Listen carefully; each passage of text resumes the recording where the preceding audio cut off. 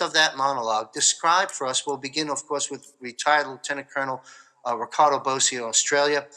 Off the heels of that monologue, describe for us where you see us at. It's kind of a big question. Take your time, if you will. Paint the picture for our viewers. Where are we presently at in this war?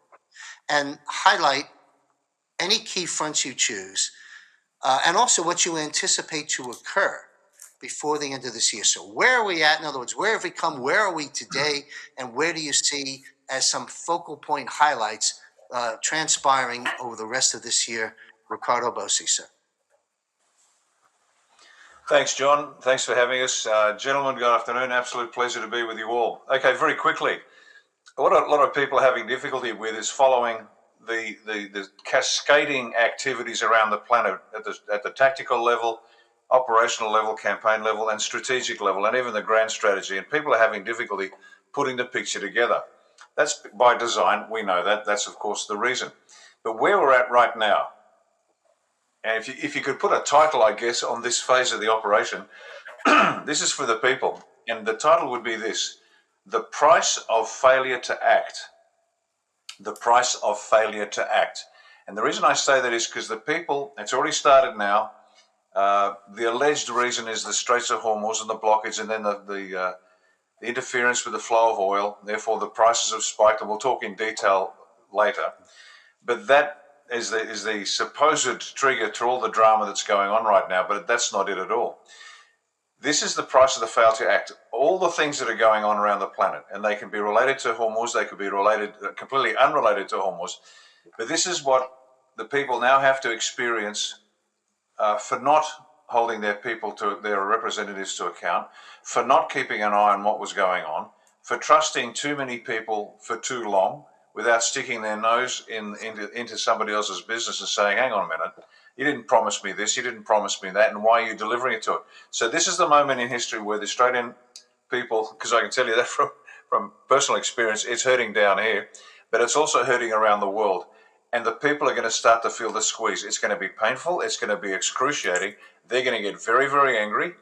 And I'm not hoping for this, but I can imagine there's going to be some violence occur. Sporadic, not necessarily organized, but sporadic, geographically dispersed. But people are eventually going to realize what's happened to them, what's been done to them. And I hate to be the bearer of bad news, but we've been saying this for so many years now.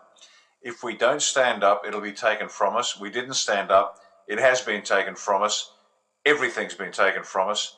And the people are about to find that out. Now, this is the key moment for this operation as far as the people are concerned. None of this would have happened had the people stood up, but they didn't. And there's a lot of many reasons for that. They've been demoralized. They've been brainwashed. They've been MK Ultra. They've been poisoned. They've been gassed. You name it, everything. They've been dumbed down. They've been irradiated with 5G. They've been injected with the COVID nonsense. And there's a million reasons why it occurred. But at every point, the people failed to stand up and claim this sovereignty they claim they have, to say, this is my country. I am the source of law. What I say goes. But as we know, if you throw something out in the trash, anybody can come and collect that trash and take it away. That's evidence that you're not interested. And the sad reality is most of the planet, and some are more culpable than others because they don't have a history of personal sovereignty or the rights coming from the people. But those nations that do, we should have stood up and we didn't. And now we're going to feel the pain. There's nothing that can stop what's coming. We've been saying that a long time. We've been warning about for a long time, many years now. Get some gas in your garage, get some tin food, get some cash, buy your precious metals, and get ready to hunker down. For how long? We don't know. All we know is that if it goes for too long, the black hats win, so the white hats won't let it go too long. But the pain you're about to feel, and don't shoot me, I'm just a piano player. The pain we're all about to feel is a result of our complacency, our docility, our imbecility, all of those things. It's on us. We're going to have to pay the price. Tough love and honest words from Ricardo Bossi. Thank you, sir. Two quick comments. We'll take that same question around the panel.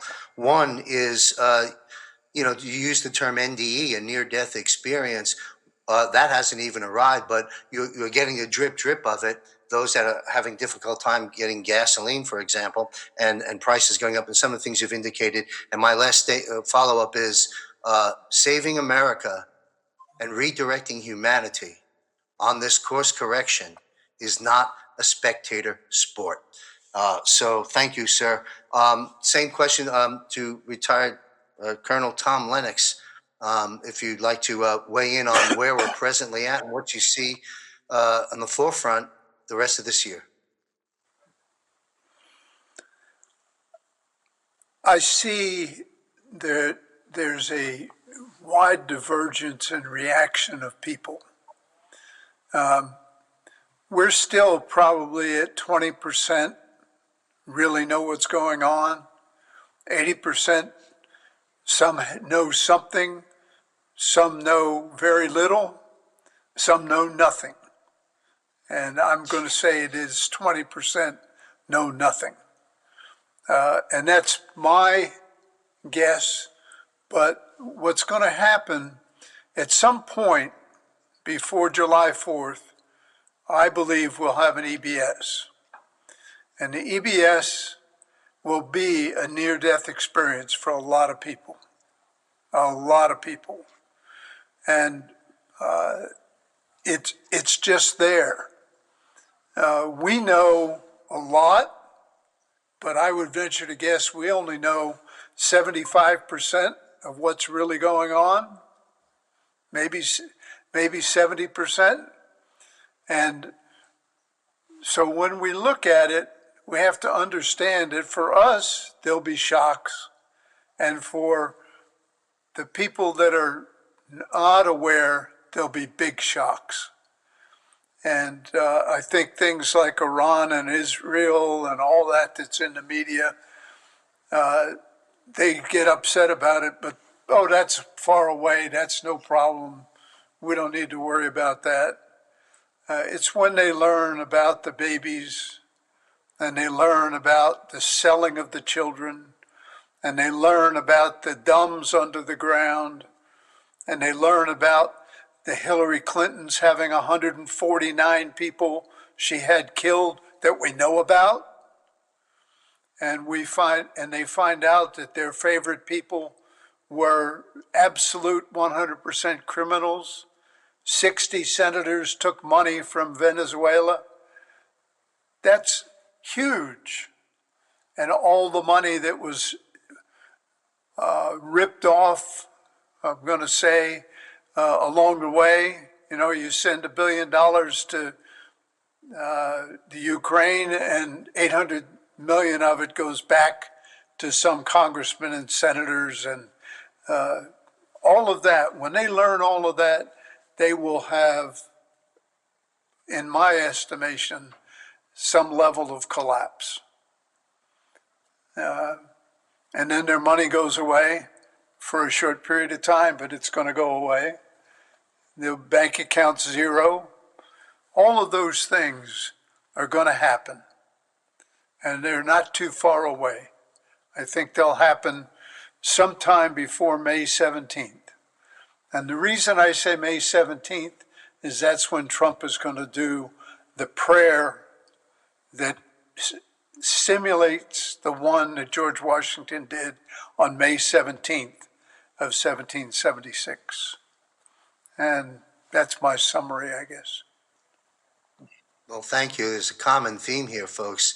I'll think of 3 Ps: pray, plan, and prepare is on the docket. Thank you, sir.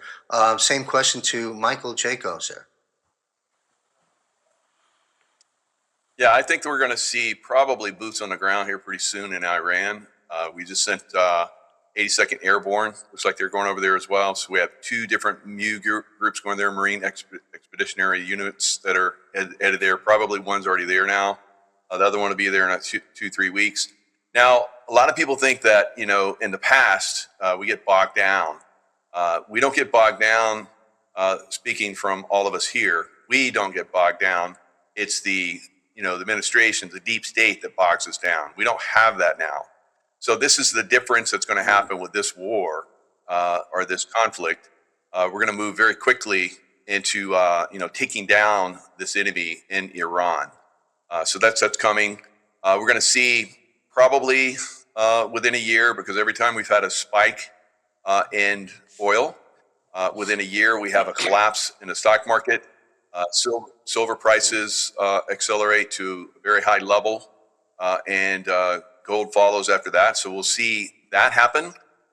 There's a lot of great things that are coming. I think we're going to start to see the rest that we've been waiting for. We're going to see, the 2020 election still, the problems with our election system, and this is going to translate all across the world, where we're going to see, multiple countries throughout the world get exposure for their election fraud as well.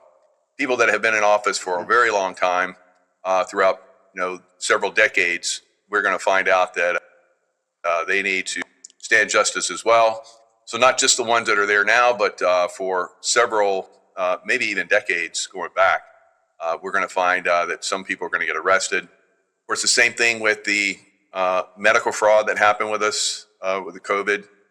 That's going to come down on people. That's already starting to happen here in the United States on a massive level. Several states are voting to make mRNA shots illegal and a terrorist act. If any group or any company or any individual tries to administer an mRNA shot, so that's going to translate into all the companies, all of the individuals that push that on a very great level have to stand justice. So, Guantanamo is going to be filled. We're probably going to see other places that are going to be filled, because it's an extreme number of people that have, perpetrated fraud on the American people and the people of the world.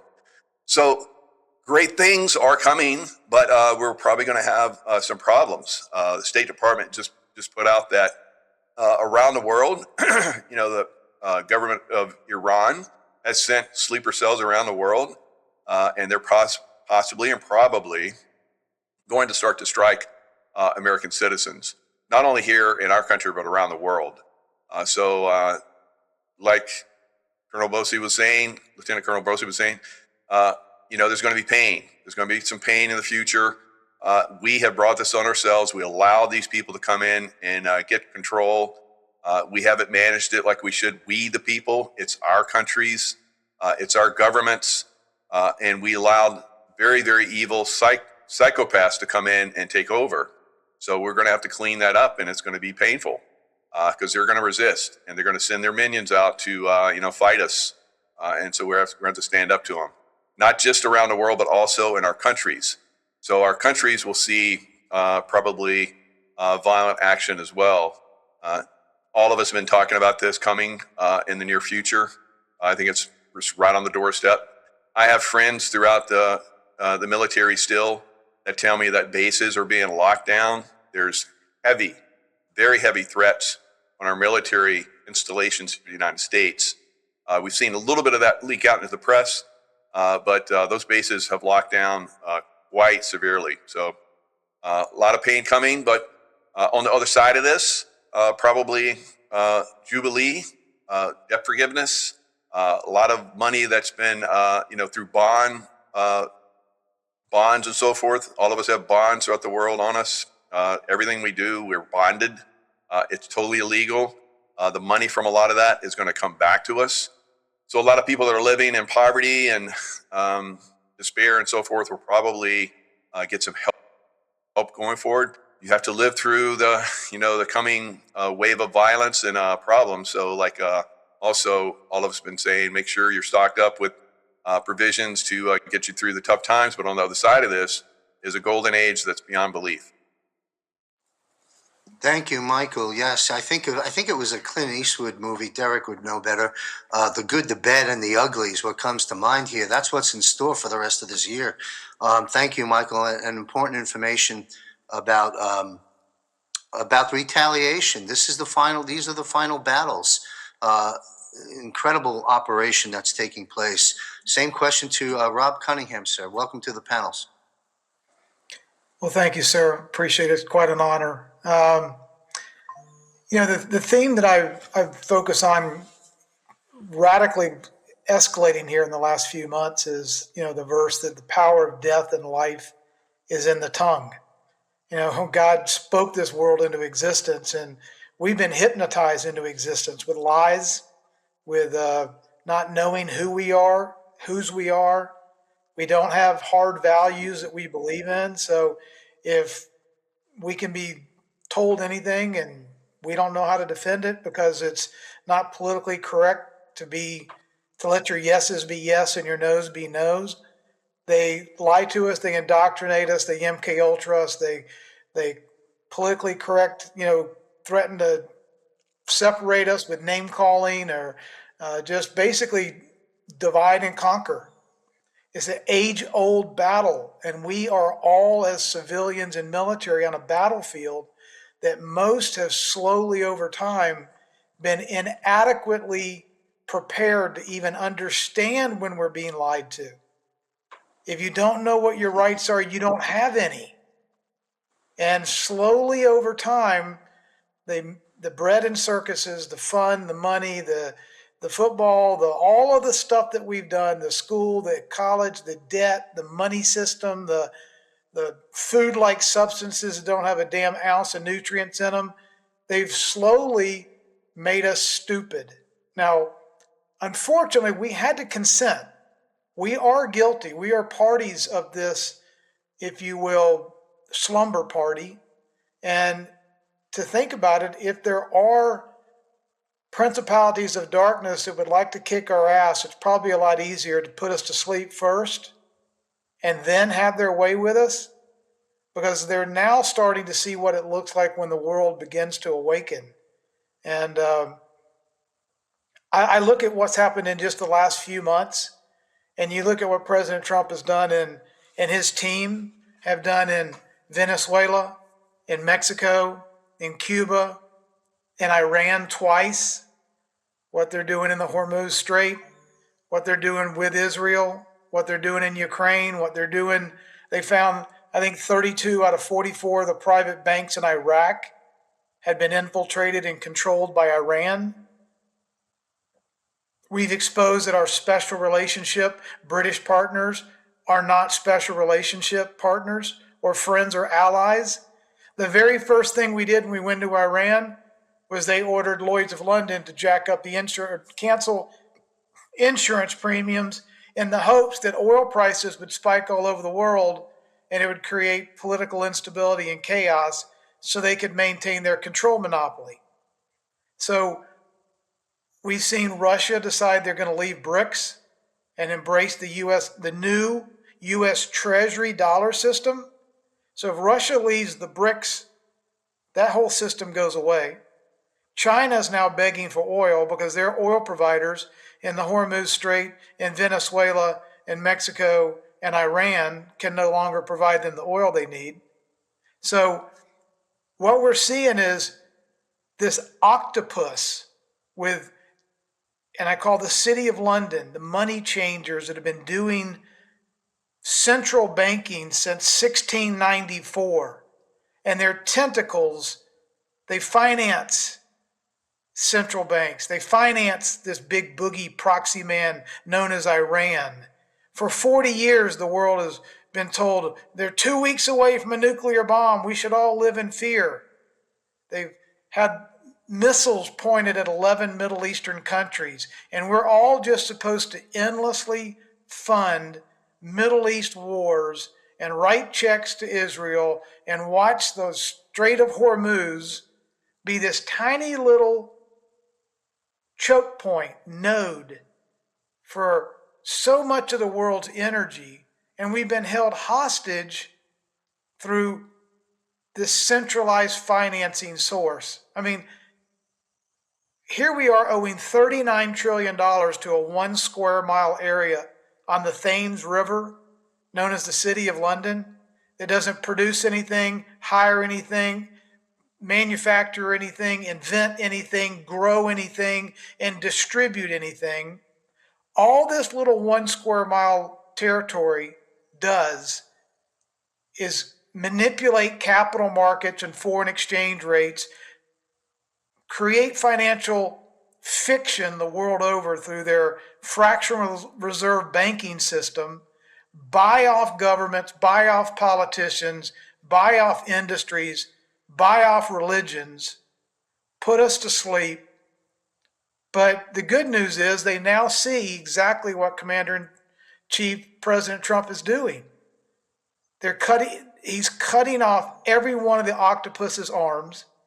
He sees how he's opening up the oil and energy and money arteries or capillaries so money and value and freedom can flow in a distributed, decentralized manner instead of being controlled by a bunch of freaks in the city of London and their franchises in the Federal Reserve and wherever else they have their little monopolistic money system. Well, that goes back to you can't serve two masters. We've been unfortunately unaware of the master that we've been serving, and thank God President Trump is cutting those arteries, ending their fake fiat monetary system, and systematically going about the process of waking 7 or 8 billion people up so that we can start reintroducing ourselves to who we are and whose we are instead of just being mindless slaves. So I'm just honored that I'm on a panel with a bunch of men like you that can help to wake up the rest of the population as powerfully as we possibly can, because we have to wake up or we don't win. Great analysis. Thank you, sir. Going back to what you first opened up with and addressing it to our audience, you are on a battlefield. Doesn't matter if you're serving in the armed forces. Every one of us are physically on the battlefield, and we are the target. So thank you for reminding us of that, and great analysis. Derek Johnson, you've been patiently waiting. How would you like to respond to this? Well, first and foremost, it is an honor to be here, as always, and an honor to be with Rob. I think he probably is a friend of my manager's. I'm pretty sure. Maybe not, but I'm pretty sure that's the same Rob. So it's good to be here with all of you. I know Jaco's over there probably laughing because, I'm having to wait now to be the full last to talk so we can have some fun with this. So, I'm going to rattle off now. There's two things that, to remind people out there in the audience world, whether you're a patriot, Republican, conservative, independent, whatever you are, if you just woke up, you've been away, whatever you think you are, there's two things that they're still playing to you. The things you got to see for the target audience that has no idea that Lieutenant Colonel Lennox was talking about, whether they know a little bit of stuff or nothing at all, whatever that is, they got to see this play out. To the Patriots, you have to see it in another manner, but also understand that I use 3 P's in all of my podcasts: principles, priorities, and prevention.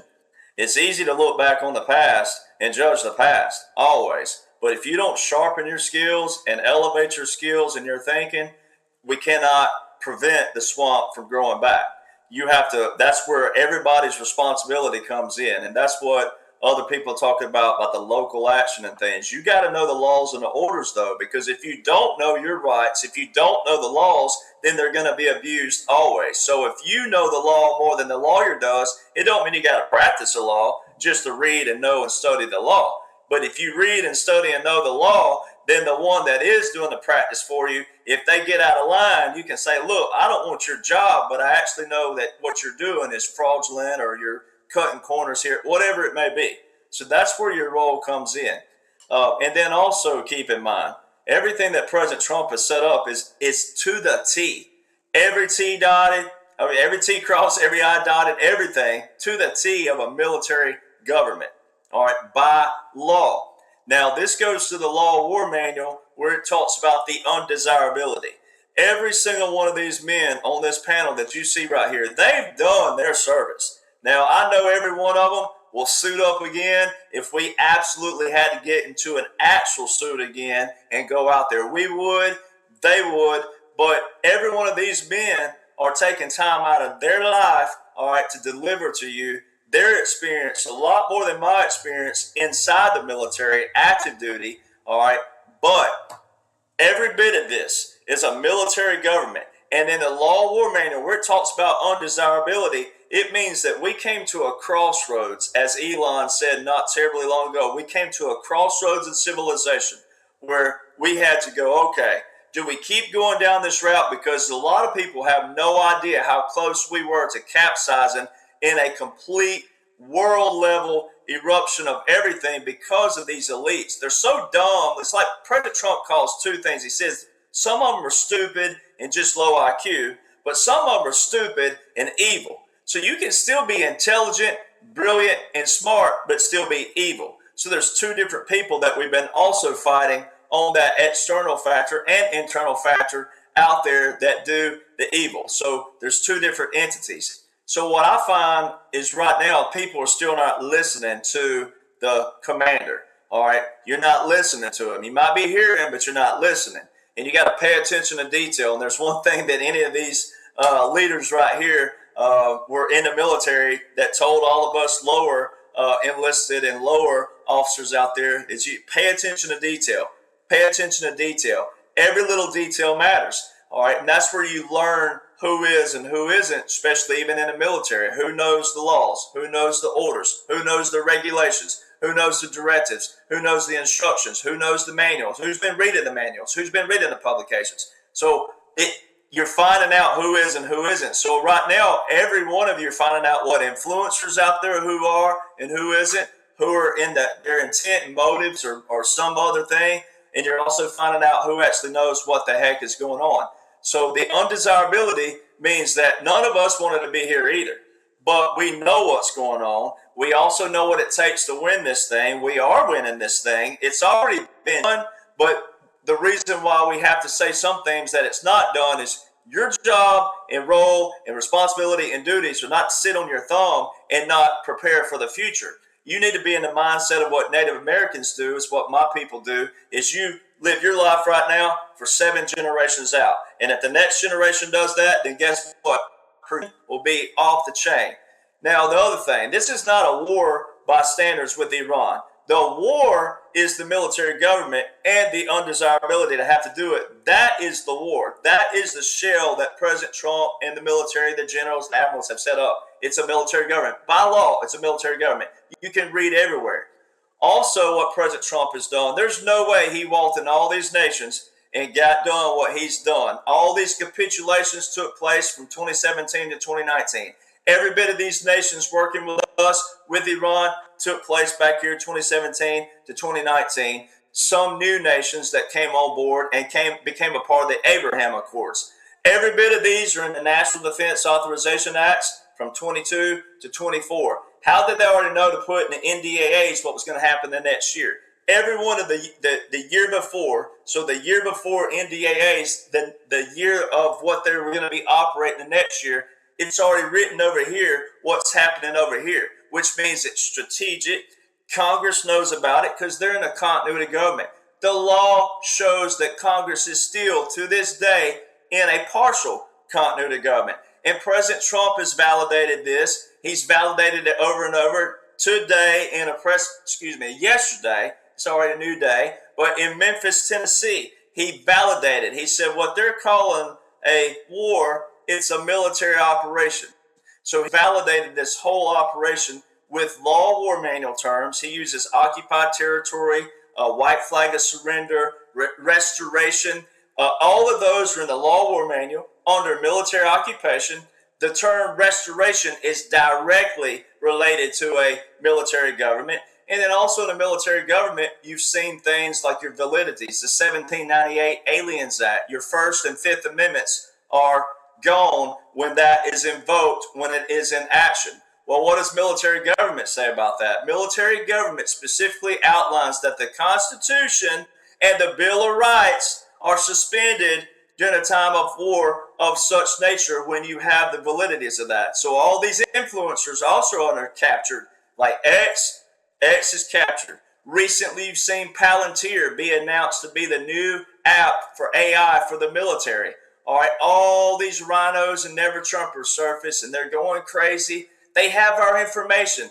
I'm like, did you not read the article? The article says they're compiling data from existing databases. They already had your information, and Palantir started working with the military in 2011. So see, people prove that they don't read, you don't study, and I say it, I know it sounds bad sometimes, but I say it as lighthearted as possible. The better technology gets, the dumber Americans get. You have everything right in front of you. You have a computer daily. You have a phone in your hand all the time, which is no longer a phone anymore. It's a miniature computer because you have Google access daily. You have everything you need. You're just looking for truth in all the wrong places, kind of like a new version of the country song. You're looking for truth in all the wrong places and all the wrong faces. If you want to know what's going on, you got to know who's in command. And in military government, it talks about this in our military government and martial law proper, and also a thing called military law and precedents, who are all written by colonels, generals, etc. In there it says you got to know who's in command and what are they using in law. Every bit of President Trump's laws in vote outlines this. Now look at this. I just was talking to a friend right before the panel tonight, and I was telling people, I said, I've forgotten more than some people know. And then I said something on the phone that made me think, you know what, the next panel that we have talk about this, and lo and behold, we're talking about it. I'm going to bring this back up. They had to show to the people out there that a war started in Israel with a music festival with these kamikaze pilots, right? Because people have to have drama in order to get them engaged, which is pathetic to all of us with intellect, but President Trump said you got to give the people what they want. People love drama, so they got to have it dealt out that way. Well, on October 7th, 2023, and we have sir here, Rob here, who was a pilot, in 2023, in 1 week's time, ladies and gentlemen, my friend Siggy Flicker, she loves it when I rattle off. In 1 week's time, in Israel, these are the military aircraft that they displayed to you on live radar that anybody could get on if you know how to click on it and filter out to the military aircraft. In 1 week's time, you had Sweden, you had France, Germany, Belgium, Romania, you had the UAE, Nigeria, Algeria, New Zealand, Australia, Japan. You had also Argentina, Mexico, U.S., Canada. You had a lot of other nations sprinkled in there. You had Turkey, different, in 1 week's time. And then the kicker, they were telling all the target audience out there that Russia and Ukraine were in a heated war and all this other stuff. So I guess Ukraine and Russia just had a chance to go, you know what? We hate each other and the world thinks we hate each other and we're in a war, but we're going to pause because there's a humanitarian effort going on down here in Israel. Russia and Ukraine aircrafts were in Israel with all those other aircrafts. It's a world operation. So there's two things, what you got to see and what you don't know, or what you can know, and then when you see it, you're going to realize, wait, this is a world operation. It's biblical, historical, monumental, but where you can't sit on your thumb is knowing that, okay, yeah, we're taking care of it. You can't be in a demand position to the command going, get it done. Why is it taking so long? And all these other things. You need to realize that, like these gentlemen said, great points, that, look, you're the beneficiary of sitting on your thumb, not knowing the three branches of government. You've heard me on my podcast talk about it. 68% of 350 million people, if you walked up to them on the street, said, name the three branches of government. Don't tell me what they do. Don't tell me any names. Just simply name the three branches titles.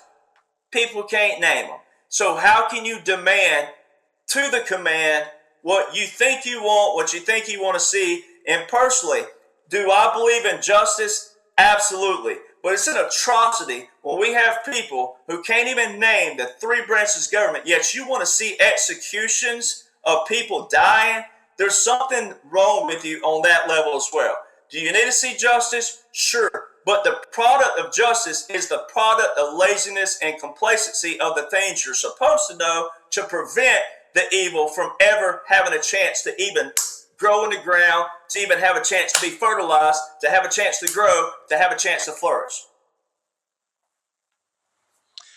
Wow, thank you, Derek. Couple of quick takeaways, folks. It's a military government. You are on the battlefield. We, the people, are the target. Pay attention to detail. You're hearing but not listening. Some great takeaways. Thank you, Derek.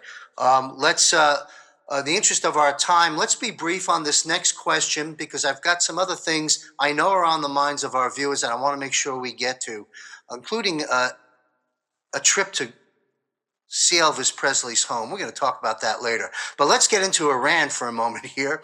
And again, to the panel, let's be brief on this. We're going to move into another subject.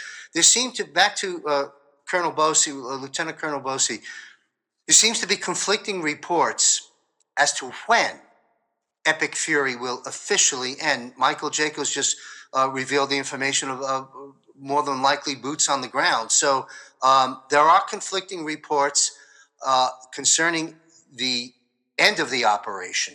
Okay, so that's part A of what I'm getting at. So please comment on that, as well as delving into the importance. We touched on it already, some of us, so again, we'll be brief. The importance of the Straits of Hormuz. Why is that area so important? What's being done there? How does that play out? And how long will Epic Fury go on?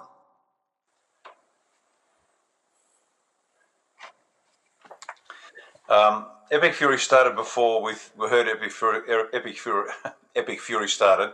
It will continue beyond when we are told Epic Fury ends, because nobody's going to get the whole picture. And just so we understand that, there are objectives to be achieved post to the stated reason for the conflict, and that will continue. And boots on the ground in this case, just so to calm people's spirits.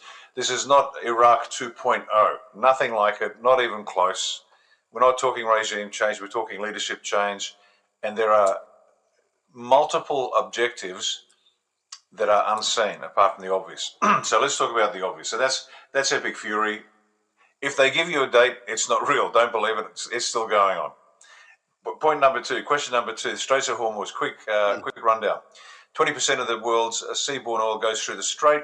It represents something between 60 and 80% of the revenue, say, of Saudi and the UAE, which means they're terribly interested in the Straits of Hormuz.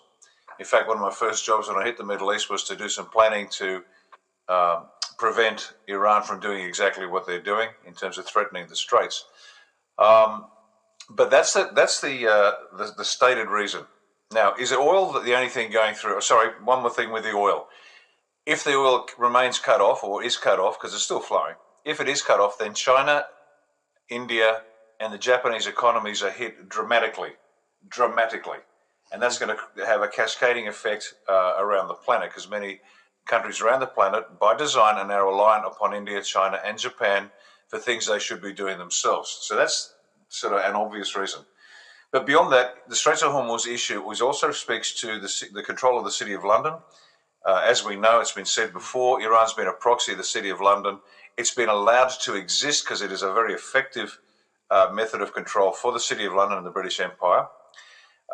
Choke points generally are part of a naval strategy that was described by Alfred Thayer Mahan, a US naval captain, who described naval strategy much like Clausewitz did for land strategy. He did that 120 years ago. And it's still a key point, because what Mahan said was, don't have a navy and have it sail the ocean blue. Just find the choke points. You can control trade, you can control the passage of naval vessels, you control the planet. And that's another part to it. Then you've got, not only is oil being trafficked or being shipped through the straits, but also everything that you can think that should be nasty. At the least of these, which is the illegal oil and precious metal trade that goes through, and then it starts to descend into you-know-where. Child trafficking, human trafficking, adrenochrome trafficking, and it just continues. So it's not just oil. There's a whole, as I said, many sub-objectives to be achieved. And I'll stop here and let others have a shot. But I'll also say one more thing about Iran. Do you remember the story? And I'm asking this for a friend. Let's just put it that way. Do you, do you remember the story? The tomb of Gilgamesh we went into Iraq allegedly because Saddam was a bad man, and yet one of the priority objectives were, and this might not be true, I don't know, was to recover the artifacts from the tomb of Gilgamesh. Well, there might just be, and I don't think I'm giving anything away here, there might just be, let's say, a satanic reason for getting into Iran and taking and clearing a few things out as a control center for not just oil, not just money and power, not just for choke points, but for some deeper need that needs to be taken out that we won't hear about for some time. So that's a quick rundown in answer to your question. I'll leave some space for the others. Thank you very much. Yeah, I'll comment later. I've got something to say, but I'll get the panel in. Same question to Lieutenant Colonel Tom Lennox. Straits of Hormuz, you want to break that down? And I guess we won't be asking when this operation will end. What a foolish question that is. And you won't get the answer, whether we know it or not. But anyway, take it on, sir, if you will, please. Well, there's some interesting things about the Middle East. And I was reading a book today, written some time back, and it seems there are a large number of portals in the Middle East. And one of the things the Khazarians are looking for is to get to their portals so they can escape the United States and the world. And Iran has a number of portals, which goes outside of our normal discussion, but it goes to the idea that it's not just about here, it's about out there. The other thing is, because of the Khazarians, and we look at the city of London, the Rothschilds are in fact Khazarians. And they have controlled the finances for a large part of the world for hundreds of years. And closing them down in London, I saw something yesterday or day before, is that when you close down the Rothschilds in Iran, you're going to also close down the Rothschilds in Israel, which is the #1 trafficker of humans in the world. And so when we start to look at what we're doing in Iran, we're really getting ready to close down Israel as well. The Strait of Hormuz is interesting because if we say it's 20% of the world's oil that moves across there, and then we look at what Trump has done in the United States, which has reopened our leadership as the largest oil producer in the world, China and Japan will be coming to the United States to buy all their oil. They see your smile. And because we control Venezuela, which is also a very, very large producer of oil, China will also go to Venezuela, but they'll be going through the United States to get it. So when we look at that concept, and then we start to look at the question that Ricardo asked about all of the artifacts. There are artifacts in Iran and in other places in the Middle East that those people who like to go dig for them have been forbidden to go dig for, because they reveal a lot about the ancient history of the world, the earth. I think that's enough. Thank you very much. Wow, you know, it's interesting, just a quick comment to our viewers. My line of questioning thus far has not included the word London or Israel, but that's the names that keep coming up, does it not, when we discuss the operation? So that's very, very telling. And again, to Derek's point, you're hearing, but are you listening? Very, very good stuff. And I just quick comment on this. We won't go there today. The portals that you referred to, Lieutenant Colonel Lennox, and the galactic off-planet issues, the UFOs, the aliens, and all that. We're going to take that on a little deeper as our commander-in-chief and president starts to drip out those top secret files. Then we'll coattail along that, and we'll get into that. So come back and listen, because that day is coming. Same question to Michael Jaco. Straits of Hormuz, if you want to break that, you covered it before, but break that down further if you wish. Yeah, so the problems of the Middle East basically originate from Iran, and also all the way back to the city of London with the financing.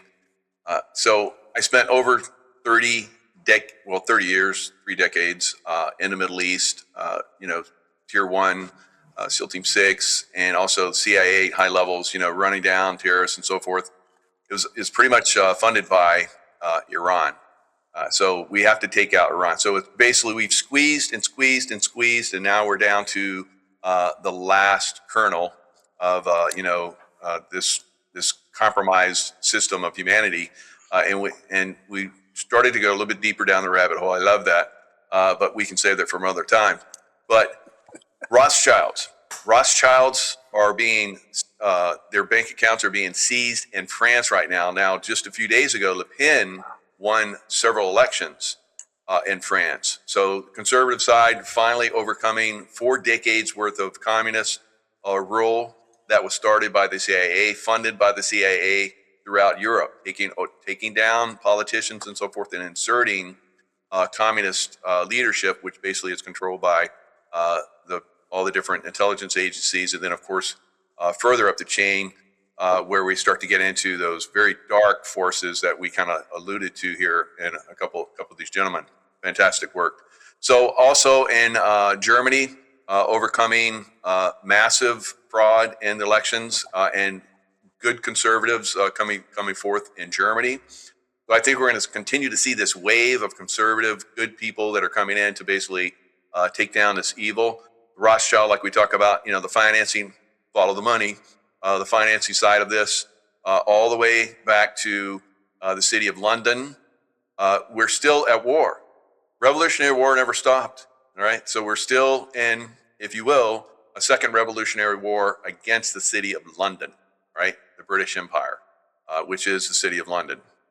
So we have to take that down. We have to destroy that as well.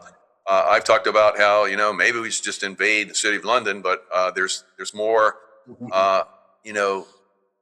very subtle ways that Donald Trump is taking down the city of London, and I appreciate the way he's doing this, and that will preserve a lot of lives. It will also preserve a lot of territory that would otherwise be destroyed. You might think otherwise from what's going on in Iran right now with all the over 8,000 missile strikes and bombs and so forth that we've hit, targets that we've hit in Iran at this point. Over 8,000, amazing. But these are precision strikes, and then eventually what we saw in Afghanistan and Iraq. Afghanistan, we just had a few horse soldiers that were calling in, strikes and basically took down the Taliban. In northern Iraq, we had, some Air Force CCT guys that came in and called in fire and basically devastated Saddam's military in the northern area. So we'll probably see the same thing in Iraq. I believe that we'll probably see boots on the ground in Iraq or in Iran. And if we don't, that's great. But, from my perspective, it looks like it's moving in that direction with all the forces that are going there. Why would we be sending 2 different MU groups there and 82nd Airborne, like we saw today, going into somewhere in the Middle East, probably Saudi Arabia, I would assume, and then launching from Saudi Arabia. Saudi Arabia basically said, continue the war, President Trump. Israel said, continue the war, President Trump. So President Trump is like, we'll negotiate while our troops move into place, right? So that's, I think, where we're at. Well, you said boots on the ground. You mean Iran, not Iraq. Just for clarification, correct? Yeah, sorry. Yeah, you're right. Yeah, Yeah, thank you very yeah, much. thank you. Thanks for And the, thank you. And Michael, before we move on to Rob Cunningham, I want to, we've talked about before correcting George W. Bush on what the real axis of evil is, and of course it's London, the Vatican, and D.C. But in terms of Mhm. hierarchy of command and control on the three countries that have been themed out in this panel, would the proper order from bottom up be this? Would it be Iran to Israel, Israel to London? Is that kind of the flow of it? In terms of the power would be mostly London, believe- then Israel, and then Iran.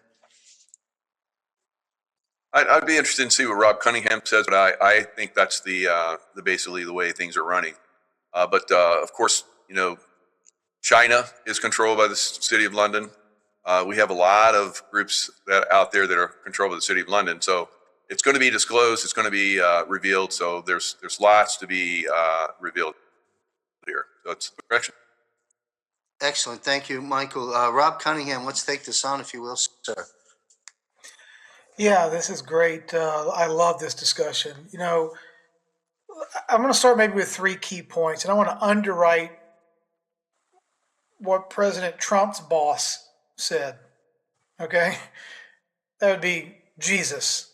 Okay? He said that, first of all, my people are destroyed for their lack of knowledge. We become idiots, we're done. Number two, this battle that we fight is not against flesh and blood, but it's against principalities of darkness, evil. Evil exists in this world. We have to know it, we have to understand it, and we have to embrace the powers that we have. If our essence is omnipotence, then evil is just a story, it's a narrative, it's a boogeyman, but doesn't really have any power unless we consent, take a knee, run like scared babies, and surrender. Okay? But we have all the power. And then, Moloch and Baal, they never retired. They didn't take their hat off and take their cowboy boots off and say, you know what, we're going to close up shop now. We're out of business. We're not going to kill, divide, deceive, devour, destroy, eat humans and traffic babies. We're not going to do any of that. We're just going to become nice guys. That never happened. And then the last one is fear not. 365 times, fear not. So when you look at energy, and this is what President Trump's focus is on, it's on energy. He's even telling Israel and Iran to not destroy the energy infrastructure. He came out with a press release just a couple of days ago and told both of them to back the hell off, stop the bombing, and don't destroy not only the energy infrastructure, but the energy supply choke point that controls vitality. Money is kind of the blood flow, and oil is a blood flow that our world needs.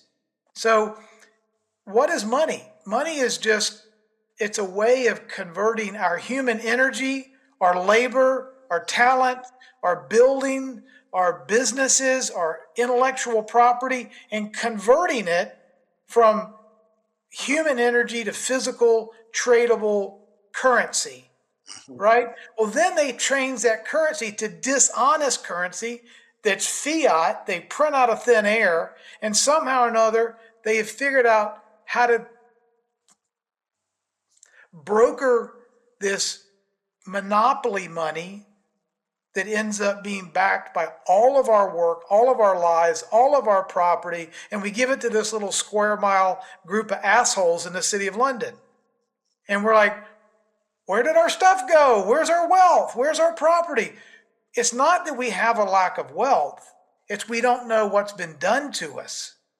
So what I see with President Trump doing with the special operators, the devil dogs, the people that are going to Iran right now, they're going there to rebuild and repave runways. They're going there in special joint tactical special operations groups that are going there not necessarily for boots on the ground for a sustained war. They're going there to reconstitute the joint with a new form of government. Now that they've gotten rid of all the assholes, they've gotten rid of all of the 100 people deep from the mullah, from the Khomeini all the way down, they're going to third and fourth level walk-ons to become the new government players, and they're going to be disconnected from the choke point leverage controlling freaks out of the city of London. So these joint special operation forces, 82nd Airborne, Devil Dogs, Marines, special forces groups that Michael Jaco was part of, they're going there to set up a special operation for the continuation of government in a better way, not to go there for a sustained long war. They're going there for operational necessity. Trump wants to be known as the president of peace. We have 60, 70, 80 nations that are now members of the Board of Peace, as he's told, as he's flushing the United Nations and NATO down the toilet. Because neither one of them have been about peace or safety or abundance or liberty the world over. They've just been octopus arms of the city of London. They've just all been financed, proxies of this master that prints all this fake money around the world and controls everybody. I think if people would understand that Trump is a masterful architect, he sees the DNA of energy, which is in the form of oil and money and law, which is perverted law. It's admiralty legalities, it's counterfeit money, and it's a psyop. It's oil. So when we can make money honest again, we can make liberties real again, and we can get rid of these centralized monetary oligarch systems and distribute currency creation where it originates in 195 countries instead of the city of London, that's a damn good start. And I think that's what President Trump is showing the world, that when you let, what's the old saying, power corrupts and absolute power corrupts absolutely. That's what happened on our watch. Thank you, sir. And I hope, as I'm doing, our audience is doing the same thing. And that is, we're not just hearing the words of this panel, but we're listening and listening very closely. Derek, you want to take on the Straits of Hormuz before I move us into Cuba? Yeah, I'll just really quick, touching back on Iran again. There's two things for the audience to remember. Again, always two things: what people got to see versus what you can know and what's actually going on. President Trump is a supreme commander of the world. The laws outline this. The military government outlines this. Remember that first and foremost. He is master chess. All right. And what's funny about this, there's a massive, to show people, you have to sometimes do this. I'm not going to name the name, but there's a influencer out there. He's got like 2 million followers. All right. And someone submitted a comment to him about chess, and you can tell they're a patriot. And he said, I'm so sick of chess and this. And President Trump, within a week, says it's a chessboard. So see, you got to be careful who you follow out there, because it is a chessboard. The real war was not between the people yet. Your fight comes in whenever all the, like we're talking about, the money, everything, all the decentralization, the new systems being put in place, everything, all these facets that's being changed. So your fight comes in as Americans or around the world whenever the constitutional government is fully back in. And you will see that by law. We're not there yet. We're in a partial continuity government. But that applies to the world too.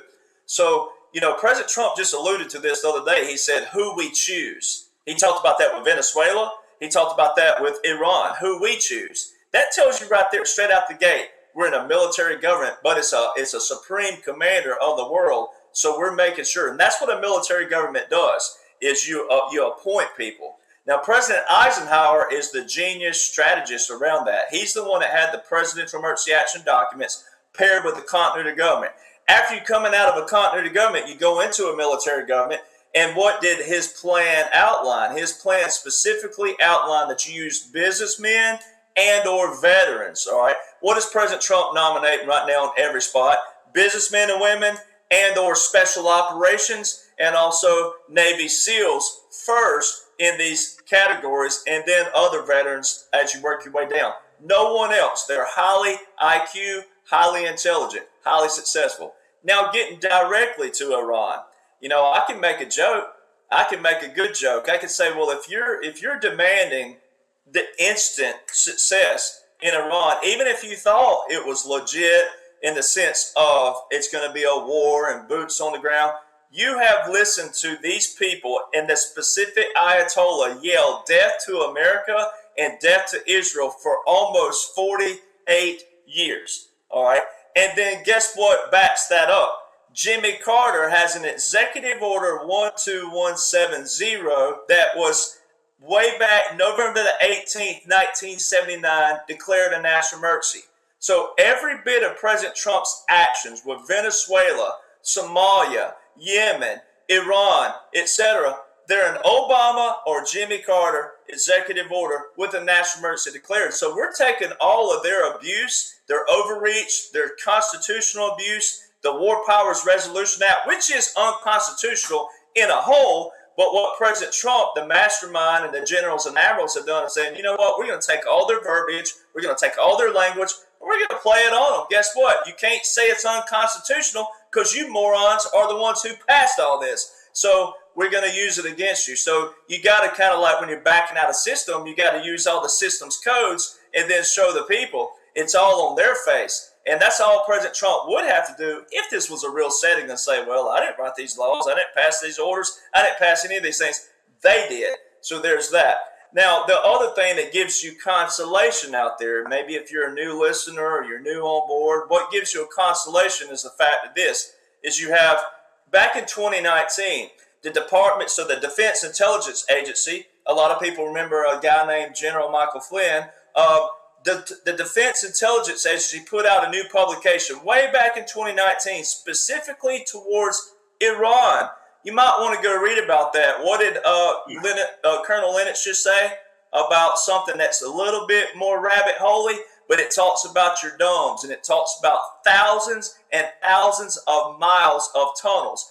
President Donald John Trump is the first president in history to establish a strategy for subterranean warfare, which is tunnels. With his first executive order out the gate, Executive Order 13818, with a national emergency in December, the first, right out the gate in 2017, what did it declare? A national emergency. And then what is it about? Human rights abuse, which ties straight into all trafficking, all forms of trafficking, not just one in particular. So there's that. So let me show you, ladies and gentlemen. We struck Iran June last year to a nation who chanted death to America and death to Israel for 47 years. If they were going to retaliate, ladies and gentlemen, they would have retaliated from June to February when they had all their leaders before we sent them to goat heaven, which is really goat hell, because we know there's no such thing as what all the trash they believe in. All right, so we got to put some veteran humor in there for you. January the 20th, 2017, President Trump, right when the military walked down behind him, military intelligence headband, and also judge advocate generals behind him, which shows you we're going into a military government way back then. It wasn't just recently in 2021. It's been from day one. He said what? We're taking the power out of D.C. and giving it back to you, the people. So that correlates with what he just told the Iranian people. Hey, when we get done, Iranians, take your country back. And he's been telling you humorously on the news and all these different things where he's traveling back and forth. They're asking him about the leader. He said, well, we don't know where they are. There's no leader. The son's missing. There's no leader. So he's having some fun with it. All right. So he's telling you right there that, hey, we got this under control. This is not a war like you think. And then like, Captain Rob here said specifically, he said specifically, it's the same thing. the boots on the ground there, they're all joint tactical. They're all special operations. They're all highly trained for this. And we're going in there. First off, we have nuclear facilities. All right, so there's certain things in there that's protection. All right, and you got to protect. And as President Trump said, we're not bombing the infrastructure of certain things. But what tells you that this is a flip? Outside of all the military laws, orders, etc., there's one key thing that President Trump said that roasted. Now I'm talking about annihilated, roasted the Bushes, the Clintons, and everybody involved. He specifically said in a speech not terribly long ago, he said, why didn't we take the oil? He said, why didn't we take? Most people hearing, there's that hearing and listening, most people hearing would associate we with the United States of America. He's talking about that, but he's saying, why didn't we take the oil? Well, if you went up to anybody who lived through the 90s and the 2000s and you said, hey, do you believe that George Bush and the Bush administration and Clinton's, did they take oil from Iraq? They'd say what? Yes. All right. Now take President Trump's little excerpt again. He said, why didn't we take the oil? Well, most people thought we took the oil as the United States of America. The Bushes took the oil. This money went into London. This money went into the crown that we're talking about. It didn't go into the United States of America. It wasn't all of us, like Jaco said, when we're constrained. Every bit of our wars before, even if it would have been a legitimate war, it was constrained. They tie our hands behind our back. President Trump alludes to this all the time where he says, the general said, General Raising Cane, we can do this in 3 to 4 weeks. And he was like, what? The other guy said 3 to 4 years. And General Raising Cane, I'm probably just speaking on his behalf just a little bit, but he probably said, sir, those are your TV generals, right? I'm a real general if he was going to ever brag. So there's that. And the other little thing to show you that you just recently witnessed, ladies and gentlemen, was the resolution process. All right, why couldn't, quote unquote, Joe from 21 to 25, but more specifically 21 to 23, with a full Democrat president, Democrat House, Democrat Senate, why couldn't they pass a resolution on Iran? Well, there's already a resolution. President Trump's already told you. That's Section 1550 in the War Powers Act. It's already there. He told you at the State of the Union, I already have congressional authorization. I don't need any more. Plus, the big, beautiful bill for what's going on right now and moving into the future, President Trump alluded to that again. So all this money has already, the money for the war, the money for the conflict, the money for the operations, it's been bipartisanly passed. All right, it's already been approved. So that's the military government. So that's the two different things. And then the one biggie. I always have to add this in here. It sounds like it's external, but the funeral service, January the 20th, 2021, Joe Biden was given a funeral service. 3 cannons at Arlington is a funeral. That wasn't just a funeral for old Joe, though. That was a funeral for the crown. That showed you right there what you're about to witness from 21 to 25, ladies and gentlemen. If you knew what to look for, if you knew what to listen to and who to listen to, especially if you found someone like me and I led you to all these gentlemen here, or if it worked the other way around, however it was, once you hear that, it's like the Bible talks about. Once you've heard, you can't deny. If you deny, it'd been better not to know. And the Bible ties all ends like that. So the Strait of Hormuz and all these things have to do with regional. It has to do with the oil. And Lieutenant Colonel Lennox has the best analogy, so I don't have to expand on that. That's the absolute best answer that you can apply to it, is we've taken the oil, but money, as Captain Rob was talking about, is money is an object, right? But it can be used as a tool as well, and it depends on who is in command. So it goes back to who do you trust, and also what are they doing with what you trust. We have to have money of some sort to survive because all of our world has been geared around that. They can't rip the rug out of us. We have to be able to survive or there would be pandemonium. So everything's kind of that boiling pot where you take the boiler down, ease it back down. You can't rip the rug out. And like Jaco said, it is what President Trump, the generals, the admirals are doing strategically. There's not even a word past brilliant that can describe it, but it's just biblical, historical, monumental what's taking place. Thank you, Derek. You mentioned earlier, alluding to the tunnels and portals as we'll go down them, quote, rabbit holies a little bit down the line. You're right, we will be doing that. And one quick mention, I can be corrected by anyone if need be, but I think I saw it's morning for me here, but my last night a post from President Trump on Truth Social that through negotiation and conversation with Iran, they've now acquiesced and said we will not be building nuclear weapons of any kind. That's not a small detail, folks.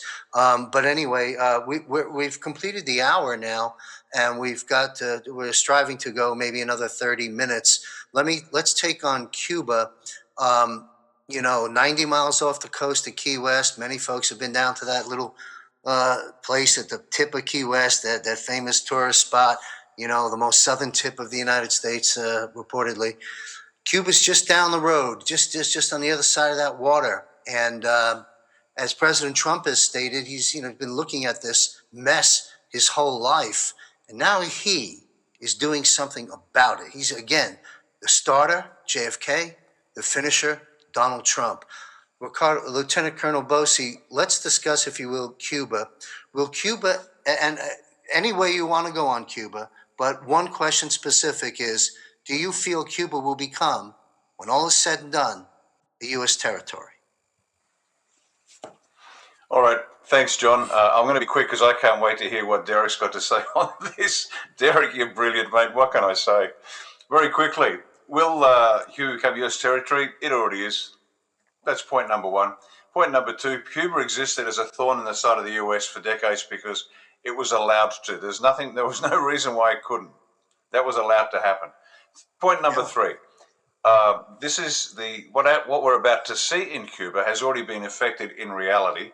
It's just part of that operational level war, the campaign of leadership change, not regime change, but leadership change in key countries already been taken care of. It's all good. But it's just being rolled out now for the people that watch the show. As Derek said, Donald likes to give the people drama because that's what the people like. So there you go. That's point number four. Point number five, the diaspora, the Cuban diaspora, and we've got them in Australia, we've got them in Florida, everywhere. They're chanting for the liberation of their home country, much like it's a replay of Iran. We saw all the Persians saying, please save us, Donald Trump. So again, it's a replay of that same strategy.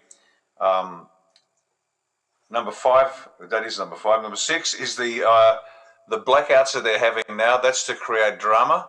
That's to create the clamor, the call for somebody to save their country because they're about to get their third blackout. So the stage is being set for the people to see what's already happened, but in a sequenced, I guess, a series of events that make sense for the what do you call them, Derek? The target audience. Anyway, that's me done. That's a quick and dirty on Cuba. It's all good. It's all safe. It's in safe hands, and we're watching the show. Thank you, Ricardo. I want to ask you a follow-up. You've mentioned twice now in this broadcast differentiating leadership change versus regime change.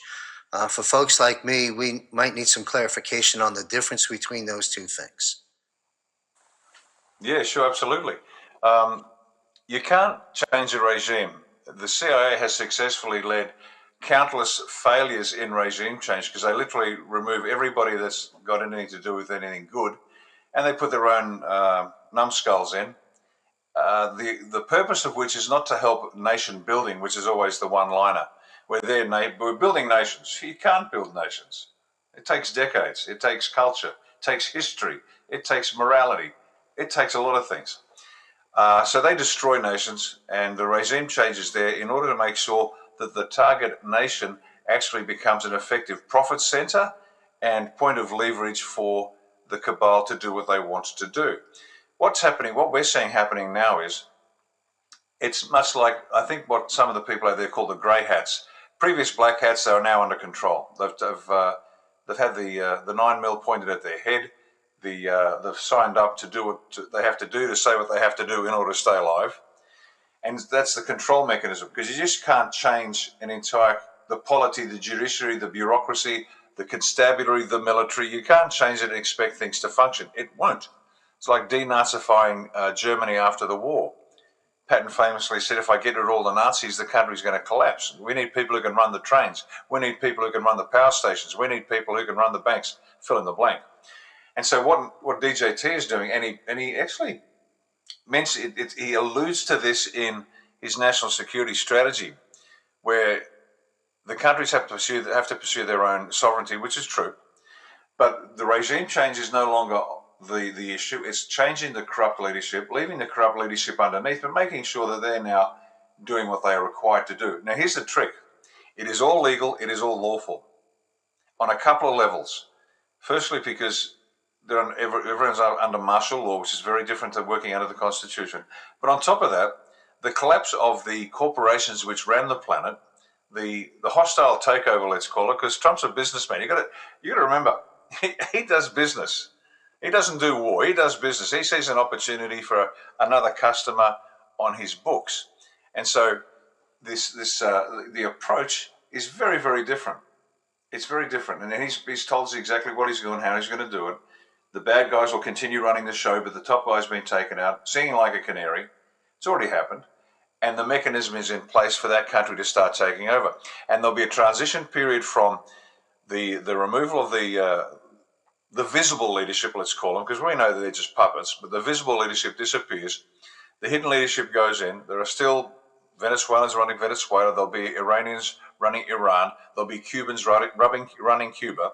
But the relationship on a legal level, in terms of are they going to be a territory, I believe they already are. And that's a result of the collapse of the hostile taker of the corporations. And then there'll be this period, and this is what the period of martial law is for, to transition them from where they are to where they need to be. And this will take time. Now, some countries will move quickly because they have a history of the democratic process. Others don't. Some countries have the history of a Christian foundation, which is the only moral foundation which gives a civilization a chance to advance beyond barbarity, because every other religion is a supremacist religion. And the moment you decide, well, by virtue of my birth, I am better than you, I will always be better than you, and you will never be able to exceed me, the moment you start on that premise, you're on the fast track to hell. There's no civilization that can grow out of that. So the Christian ethic of we are all made in God's image, and you don't have to be a Christian. I've said this before. You don't have to be a Christian, and don't. We've got enough shitty Christians as it is, so, hang on to whatever we want to believe. But you can enjoy the benefits of the Christian foundation, the Christian ethic, which underpins everything certainly in the Anglophone world, and the 2.3 billion other people on the planet that decide, you know what, this guy we nailed to a tree a few years ago, I think he's got the right idea. And if we build on his premises, not on biblical literalism, because that's a dangerous path to go down, but he showed us how to live, he showed us how to love, he showed us how to die. I mean, what better example can you have for a nation to begin, where we look after our weakest, because it is our obligation to whatever you do to these, the least of my brethren, you do unto me. What a line. Wow. And for the materialists amongst you out there that don't believe in the flying spaghetti monster, that statement, whatever you do to these, the least of my brethren, you do unto me, has a basis in quantum physics. Very quickly, I've said this before, but I'll say it again. If you get two particles and expose them to the same event and then separate them by light years, whatever you do to one particle will be felt by the other. It'll resonate with the other. So there's quite a literal scientific basis to that statement. So I think it's a pretty good basis for a society where we look after our weakest. Everyone is expected to do what they are supposed to do. Life, government, the people, your neighbours are not your mattress for you to lie on. So somebody wisely said, life is a ladder, not a mattress. You don't lie down too long, you climb. But those that, the deserving poor, the deserving weak, they need to be looked after. And that fundamental underpinning of a Christian society is what we need. And so these countries will move quicker to where they need to be in terms of, once again, achieving progressively increasing levels of self-government to the point where maybe one day, and maybe some will never get there, one day we can actually re-establish ourselves as sovereign nations, because we have what your founding fathers, and I'll finish here, what your founding fathers repeated endlessly, that a constitutional republic, which I think is the best of all possible methods, is predicated on an educated and moral people. Your founding fathers repeated this statement again and again and again. You can't have, and in terms of the virtue, you can't have a free society without virtue. Otherwise, you need the religion police, and nobody wants that, including your founding fathers. But this education and virtue has to be reinvigorated, restated, redesigned. The crap's got to be thrown out. And then upon this basis, all these nations, all of them, Cuba included, have the possibility of moving forward. And so that's where, in the big picture, where the planet's going. This is what DJT wrote in his national security strategy. This is the plan for the future. It's going to take time. It's hard to see unless you look from a sufficient altitude. You get to see that Venezuela's a bit like Iran. It's a bit like Cuba. It's a bit like fill in the blank. And even other countries that aren't resisting actions from the United States will quite happily say, you know what? And let me speak for Australia. I said this publicly not long ago. We're incapable of saving ourselves. Australia was built by the Masons as a Masonic fortress. Of the 27 million, you've got, let's say, 10 million children. That leaves, 17 million? Of that 17 million, maybe 2 million are not Mason or controlled by Masons. You have 15 million people in this country, adults working, who are either Masons or are controlled by Masons because they get paid, they work for that particular franchise, they've got a mortgage to pay, they've been brainwashed, they've been whatever. And so in reality, can Australia, if we removed all the problems from Australia, all the Masons and all the crooked polity, judiciary, etc., could we run the joint? No. Why? Because it's tough to run a modern 21st century constitutional republic. We haven't got the wit, we haven't got the drive, the evidence. Where the hell is everybody? This has been going on for years now. Where are they? Where are the Australians standing up? They're not, just a handful. So we, Australia, we need a very strong relationship with the United States, for example. That might be in the form of, we might be under the suzerainty of the United States as a territory, where we have limited sovereignty of our own. The United States has established suzerainty over us. Why? Because we have to. Does it gall me to say that? I'm disgusted. I'm ashamed to sit here as a former commissioned officer in the Australian Defence Force, the Australian Army, and say, guess what? We can't do it. We need somebody to help us. How embarrassing is that? Dear Lord, I'm really sorry. We messed up. But that's the truth of it. And what you're seeing in Cuba, in Venezuela, and around the planet, you're going to see the same approach, where countries, and Trump has said this in his national security strategy, countries have the pathway to moving forward, but everybody needs a hand to get there. And here we go. Australia needs the United States like never before.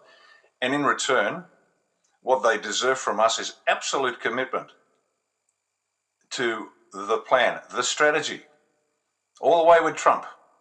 Not because we're sycophants, not because we're worshipping the guy. It's a sensible strategy to get a country out of where it is, and maybe in a few decades, maybe we'll be able to do what we should have done years ago. And I'm lucky to have been old enough. Just had my 66th birthday. So I'm really pleased that I'm an old fart and I can actually look back at a different world. The last couple of generations have no clue. But this is just real politics. This is what's got to be done. And you can hide behind your skirt and pretend it's not happening. But I'd rather be upfront to the people and say, you know what, we're a territory of the United States. Why? Because they got us lawfully and legally with the collapse of the corporation. They own us. Why? Because we were previously owned by the City of London. Yes, okay. So as a hostile takeover, they now own us. Let's be upfront about it and realise that we only survive on the goodwill of the United States. And the United States that's why you're my second favourite country after Oz. Thank God for the United States. Thank God for your First Amendment. Thank God for your Second Amendment. Thank God for the Americans who are willing to use that to save themselves and therefore the planet. Anyway, there you go. That's a long answer to a short question. Sorry, John. I think I've cut into Derek's time. It's perfectly okay. I wish we had 5 hours to do these shows, but a couple of quick takeaways before we move through the panel on Cuba is that you've referred several times in this broadcast to the National Security Strategy document. Thanks to you, I've been aware of that. It's up on my website, folks, jmcbroadcasting.com. I think it's under the President Trump page or the resource guide page. I just don't remember, but that document is there, downloadable, readable, as well as other important documents from the administration. I wanted to bring that to everybody's attention. And, we too look forward to the day that the U.S. can, as you stated, lend a helping hand, if you will, to Australia And I hope that many Australians come aboard and welcome that versus throwing darts at Trump like some of our MAGA wafflers do here at home. And to that point, Derek Johnson and I did a broadcast. We sat down for 2 hours. We published it less than a week ago, discussing that as the main theme. We have fake news, mainstream media has been called out. We know who they are and what they're all about, and no one really listens to them anymore, anybody with any brains. But we have the same element taking place within the new media, the podcaster movement. Be careful who you listen to. A lot of the influencers are disruptors from various different ways, accomplishing the same mess that the mainstream media is doing. Whittle down your sources and listen to the episode that Derek and I did. You'll find that on my Rumble channel and other places. Anyway, Cuba. Lieutenant Colonel Bosi has already stated Cuba already a territory of the U.S. and Michael Jaco seemed to have been nodding on that. Rob Cunningham, what's your? Lieutenant Colonel Bosi. Chambers, get your head together. Lieutenant Colonel, we know who we're going to. Tom Lennox, please comment on Cuba and the fact of it being a U.S. territory, your standpoint on that. If we look at how big Gitmo is, yeah, it is. It's a territory. You laugh. It's true.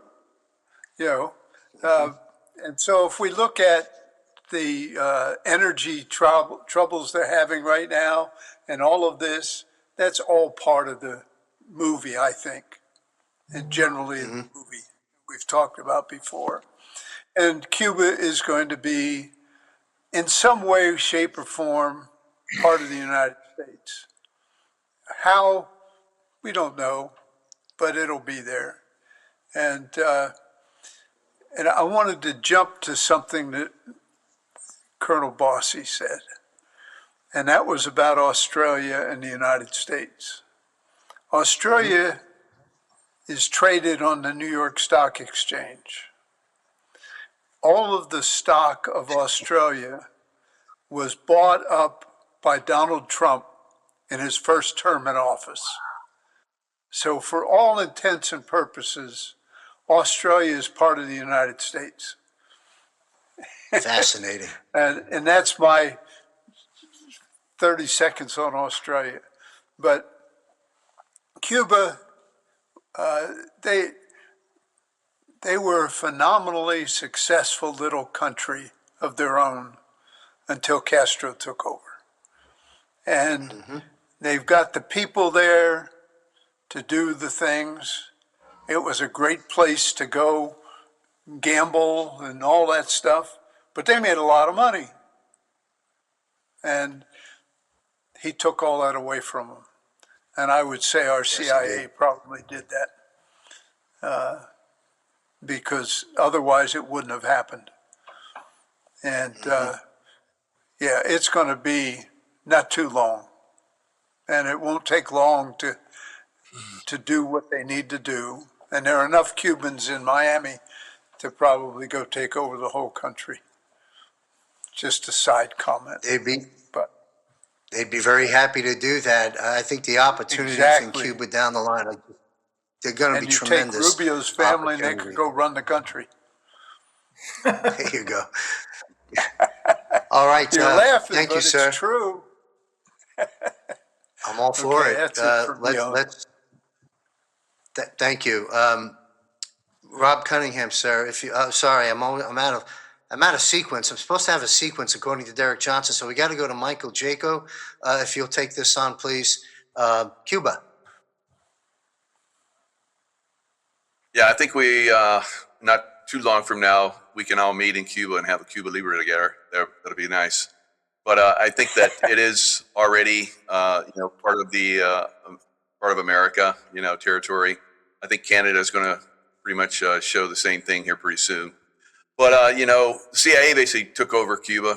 They were running Castro. Of course, there was all these rumors that CIA was trying to kill him. That was nonsense. Because they were running him. He was, running narcotics through Cuba into America, and that would come eventually would start to come from Afghanistan with opium. CIA was running from, bases that they were, cleaning and harvesting and all that kind of stuff. And in some of the bases, they were, manufacturing all of the opium and so forth, and it would fly through roundabout way down to Cuba and come in through America. So these things will be disclosed as we move forward. But that's another operation that President Trump has stopped out. That was another reason why we had the embargo around the island to stop all that trafficking. And of course, to stop Cuba from, selling itself out to other countries like Venezuela. Venezuela was run by Cubans. And once we went in there, the Cubans had to leave. So had to go back home where there was no more oil that was coming from, Russia or from Venezuela. So all of that's been stopped out. I heard that Russia was trying to squeeze in some oil for them, but that's not going to get in. So I think it's all done. It's a done deal. It's a matter of days, maybe weeks before it capitulates and comes over, and we manage it. And like Rubio's family, there was one young lady in Cuba that did a Facebook post, and she asked, "Who would you pick?" There was like the guy that's running Cuba now, or one of the families, like we talked about Marco Rubio, if he would come down. Marco, I guess there was like so many people that picked Marco Rubio over the other guy. It was just staggering. And then, of course, there's no free speech there, so they told her to take it down. So she took it down, but thousands of Cubans had voted for Marco Rubio to come down. Marco Rubio was like, he laughed it off. He's like, "I don't need any more jobs. I got too much going on my plate." Now, it's funny, looking forward, we're going to see these changes. They're going to come very, very quickly. Cuba, very quickly. We saw how quick Venezuela was. They just need a little bit of pressure exerted in the right places, and then it was over.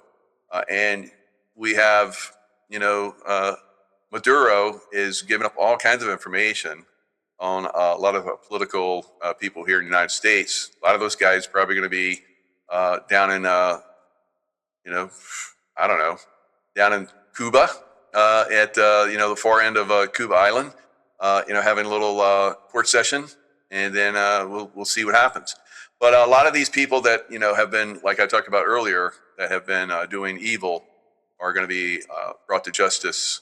There's five courtrooms, I guess. They sent another $500 million down into Guantanamo to get more cells, more courtrooms that can broadcast the court proceedings, military tribunal. So it's coming. It's so close. It's so close. Everybody's going to be very excited about it. I know we've talked about this for a long time. Got delayed, but it's definitely coming. And I think James Comey and John Brennan are probably going to be some of the first guys to go down there. So it's going to be good. We're going to get to those individuals in my next question. Thank you, Michael. And what comes to my mind, I keep going back to my little drop in there on Clint Eastwood's Good, Bad, and the Ugly. You can see a lot of the good right now too in the story of the Good, Bad, and the Ugly here. Trump is ending those that create endless wars by cutting off the choke points, and we're witnessing the death of dictatorships in this world, and that is good. So there's the good in the Good, Bad, and the Ugly. Same question to Captain Rob Cunningham, discussing Cuba and your take on this. John, would it be possible for you to have your producers show one little image that I shared with them? I shared with Sandy. I don't know if you can put that on the screen, or that's too difficult for 6 panels. One of my producers can text me a yes or a no on that. Meanwhile, let's begin some dialogue on that. And if you get the image, just pop it up to my producer. Yeah. So the point I wanted to, this is inspired by Derek, we have to keep in mind the world's most powerful economic engine, 25% or more of the GDP, the future crypto capital of the world, the AI capital of the world, the energy producing capital of the world. We have President Trump, I call it the great 8 powers that this man has. It's the White House, It's the UCMJ. It's the Law of War Manual. It's the Commander-in-Chief title. It is, did you see, I don't know if you saw in the last 5 days, CNN, I'm sure they were forced to air this, but they showed he has a 100% approval rating among GOP MAGA supporters. 100% MAGA support. I mean, whatever percentage that is, 20, 25, 40%, of the population. This man is the most powerful man in the world that is bringing sovereignty and clarity and transparency to the world. Think about what we just had today. The Clarity Act. Finally, the banksters in the crypto industry have come together to agree they're going to move the market structure legislation forward and sign the Clarity Act. Why is that important? Because if you don't have eyes to see, you cannot have an honest monetary system. And if we're trying to go away from a centralized, opaque, hidden, counterfeit, and weaponized monetary system that has ruled this world all the way back to the time Jesus exposed them and flipped over their money changer tables, we got back to that sort of a world power structure. To flip those tables over again, right side up, you have to have sound money, you have to have decentralization, you have to have honesty, and you have to have clarity. Because if you can't see all the variables, you can't run a mathematical calculation, you can't verify truth, you can't verify collateral, you can't verify the two parties to a mutual consent agreement. You can't have honest weights and measures, which is biblical. You can't have mutual consent. Mutual means two. It doesn't mean me and you and the Federal Reserve. It means me and you, or the Treasury and me, but not me, the Treasury, and the Federal Reserve. Mutual means two.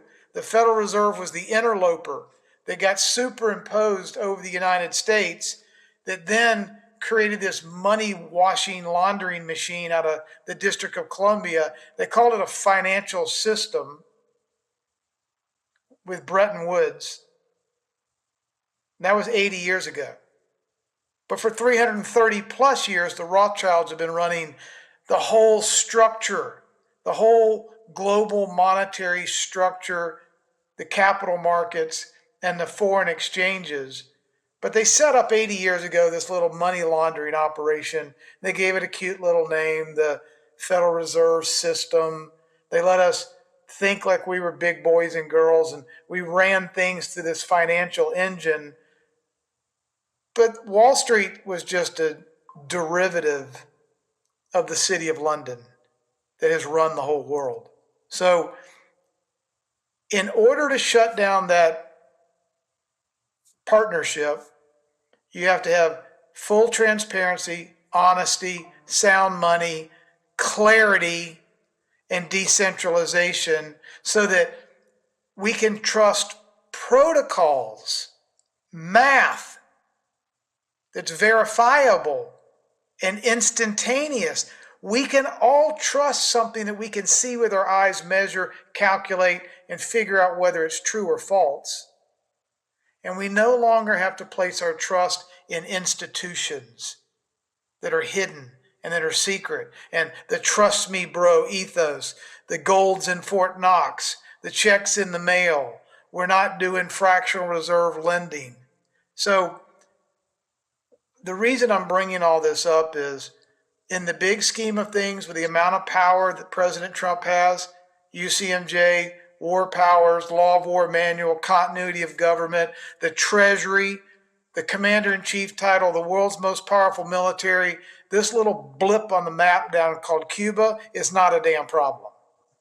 It's already been dealt with. He can do with it what he wants to do. If he can go into, supposedly the Cuban military forces were supposed to be in the ground in Venezuela defending Maduro. How well they do there. If they can't protect Maduro is their bodyguard. How the hell are they going to protect their own homeland when Trump comes knocking on the door? So it's not really an issue. Thank you. Quick comment. I see golf courses, I see casinos, I see beach resorts, I see all kinds of Trump labeled properties down the line, perhaps down there. And look forward to that. And I certainly would love to go to Cuba once the mess is cleaned up. Certainly don't want to go there today. We have that image to our producer. If you want to pop that image up, Rob, if you will, walk us through this very briefly. All you just did, but now we've got the nice visual. Just take us through it in a minute or so if you can. Sure. I mean, I just want you to see what are the great 8 powers that President Trump has at his advantage. If the world would understand who is he, what does he represent, and who underwrites his authority. Not only does he have the White House, he's got the Law of War Manual, the Uniform Code of Military Justice, national emergency powers capabilities. He's got 100% of the MAGA GOP support, which is no small amount of human capital behind him. He has God's truth, the inalienable, indivisible, indestructible laws. I mean, the Constitution was born as a declaration. It was an oath to the giver of laws, which is God. Okay? The Bible, I'm not talking about religions here. I'm talking about laws and principles. There are 1,086 versions of the Bible in different languages. There are 12 different editions of the Bible for the blind. There are over 30 million copies of this law book, this quantum laws and principles book that are sold every single year. Somehow or another, 30 million doesn't make the New York Times bestseller list. But when you have a nation that is born on the principles of the greatest book ever written, the law book, that is more popular around the world than any other, and you have all these other powers, and we actually have somebody with the grit and the fortitude to execute on those powers instead of just go along and be bought off by the people that create a bunch of fake money so they can get a little bit of money and power and then not give two damns about what happens to the rest of the world because they got theirs. Now we have a billionaire, the first CEO ever to walk into the White House, who doesn't need any more money, who doesn't take a salary, and is executing on the laws and principles of the greatest book ever written. And so if people can't put that kind of context into where are we today? What's going on in the world? Who's calling the shots in the world? Who is the most powerful man with the greatest amount of wealth and money and stature and economic growth and allies? I mean, I'll leave it at this. We now have a 5-nation coalition bloc that represents about 60% of the world's power. It's basically brand new, but it's on the scenes, and you can hear Trump talk about it. He's even made reference to it. It's the United States, China, Russia, India, and Japan. Those 5 nations represent about 60% of GDP, rare earth minerals, energy, growth, capacity. It is a bloc totally different than BRICS, and it sure as hell is not the United Nations. But that's one hell of a 5-nation bloc that if they come together and they vote and they support and they decide something's going to happen, you can bet your ass something's going to happen when those 5 are all locked in arms and they're working together. That's a 5-block nation led by a man named Donald John Trump that people need to get real comfortable with because that's the new power center of this world. Thank you. Wow. We talked earlier about Trump ending endless wars, and I used the term of the death of dictatorships we're beginning to see around the world. We might as well add dictatorships don't just come in the form of countries. They come in the form of central banks. They come in the form of the Federal Reserve, and they come in the form of the IRS that you so brilliantly laid out here. And we're going to see the death of that too. That's already underway. Derek Johnson, Cuba. Well, I tell you, Lieutenant Colonel Bosey and Captain Rob, you know, when you were playing baseball in your backyard years ago when you were a kid and you didn't have a friend to play with and you had your bat in one hand and the ball in another and you had to throw it up to yourself, we're about to have a grand slam right here, right? So I always start out with, so Lieutenant Colonel, he talked about our founders, United States of America. And this is not a book that I wrote. This is a book that everybody needs to have on their shelf.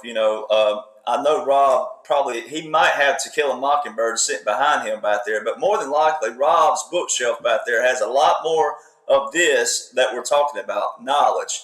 All right, this right here will tell you, ladies and gentlemen, that, of course, this is PDF form. You don't have to get the hard copy, but military law and, martial law, more particular military government, but there's another book as well called Military Law and Precedents. But things like this right here will tell you the absolute powers that Rob's photo just showed, which, by the way, I'm going to steal that from you, but you're going to get, obviously, 100% credit every time I show it because I'm that kind of person.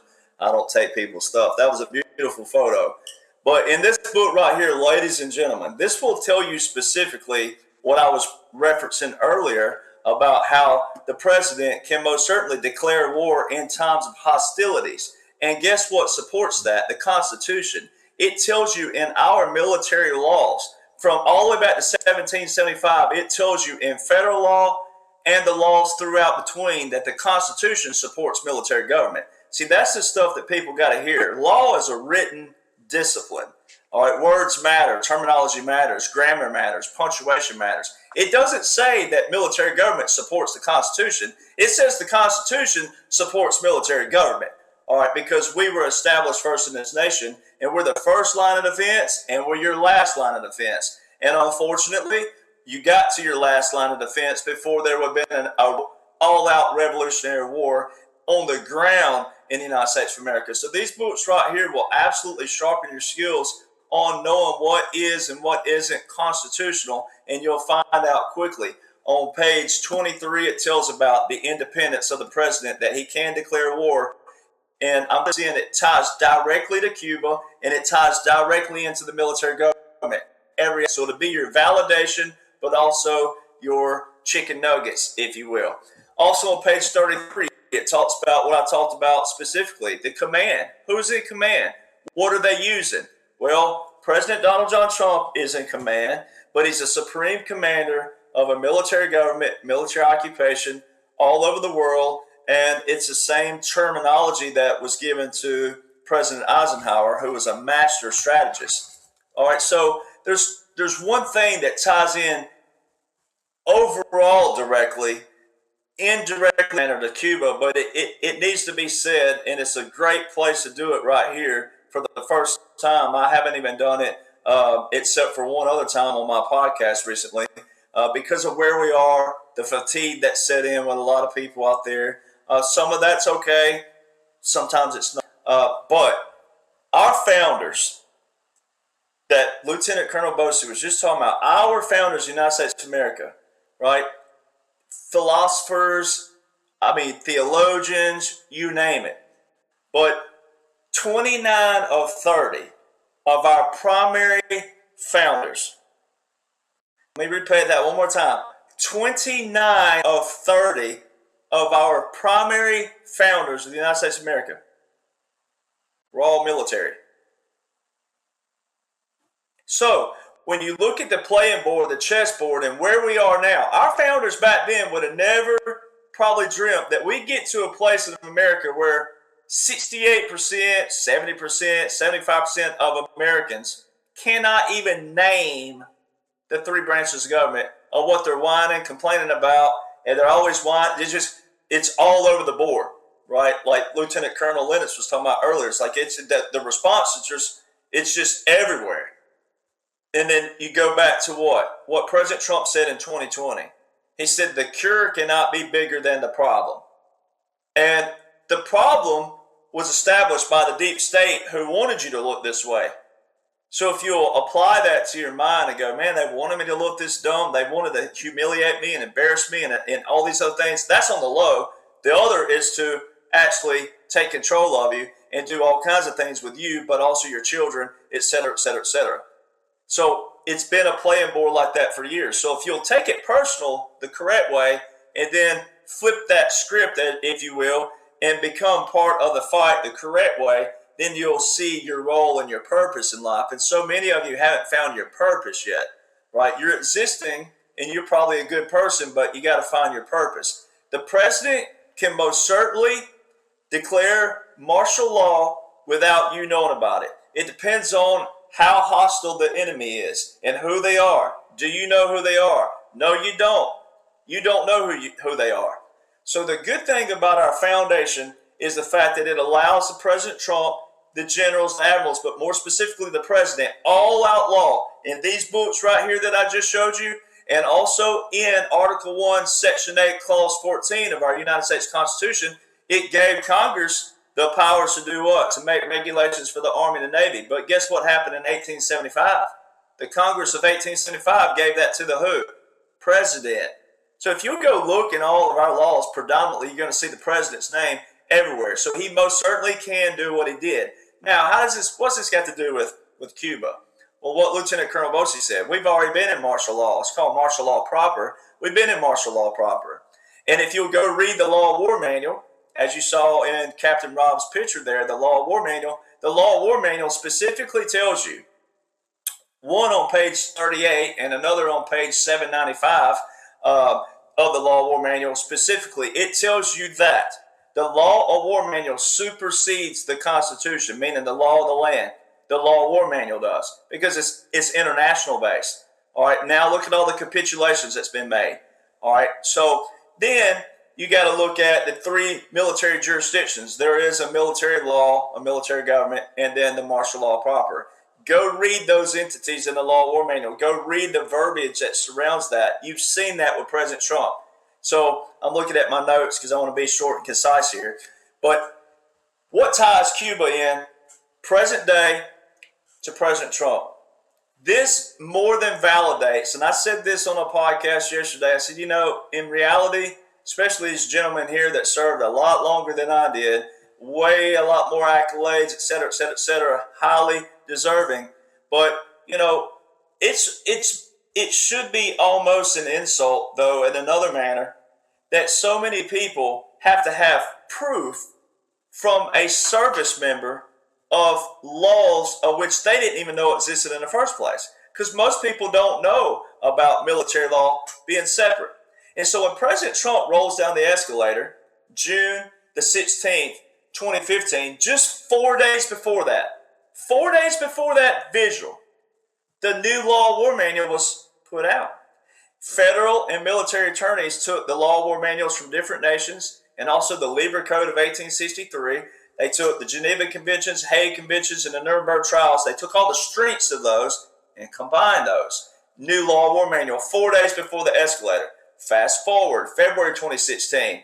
President Trump was speaking somewhere. Obama was speaking somewhere. Obama told the audience that he said, oh, and by the way, we're going to shut down Guantanamo Bay. President Trump, same day, in his speech said, oh, I heard somewhere, someone chirping somewhere, that we're going to shut down Guantanamo Bay. No, we're not. We're going to keep it open, and we're going to load it up with lots and lots of bad dudes. All right. In another quote somewhere, he said tens, plural, tens of thousands. So that's a double plural. Tens of thousands. All right. Well, that was February 2016. So from February 2016 all the way to January the 20th, 2017, how come Congress didn't shut down Guantanamo Bay? An executive order that Obama put in was in 2009. Now, the executive order alone doesn't shut down Guantanamo Bay, but Congress would have to do that. Why didn't they shut it down? Well, look what followed. April 2016, special operations. You see this ball cap back here. All the colonels sitting here and different people on the stage. No, you can't buy that from a store. You have to either be externally recruited on the outside by a certain entity to get those. But the Special Operations Command put out a new publication called Unconventional Warfare Pocket Guide. And in there, from 1966 to 2016, one word changed in the pyramid for revolutions of resistance. It went from agitation to assassination. Uh-oh, we can use assassinations for special operations? Yes, we can when you're playing with the military government and a chessboard. Now, that unconventional warfare pocket guide specifically talks about government in exile and a shadow government. Now, they use a puppet government and a shadow government kind of in a hybrid warfare because we're in a new strategy, whole different ball game, whole new playing field. So what are the odds that that came out in April 2016 with all these things that you've seen throughout time, all right, the last 10 years? The next month, out of nowhere, the more liberal-based Supreme Court, just out of nowhere, says, oh, Donald John Trump, he's running for office, but, we just need to go ahead and clarify one thing. Come on, people. This is where you got to give a come on, people, right? The more liberal Supreme Court, the Ginsburg crew, all right, they, out of nowhere, clarify in the Military Justice Act of 2016 that was passed in the 2017 National Defense Authorization Act, which is the defense budget. They clarify that military laws and courts are separate from federal laws and courts. Uh-oh, what did President Trump do? Oh, President Trump in January the 30th, 2018, he revoked the portion of Obama's executive order to shut it down. How come, quote unquote, Joe, with the same power, if he was president, ladies and gentlemen, you got to ask it this way, from 21 to 23, with an all Democrat everything, he couldn't revoke executive order 13823 by President Trump that keeps Guantanamo Bay open? So you got to apply that. Now let's fast forward a little bit. That authorization we're talking about, December the 20th, 2019, Section 1550 is part of that NDAA of 2020, but it's temporarily coded over in the War Powers Resolution, which is unconstitutional overall.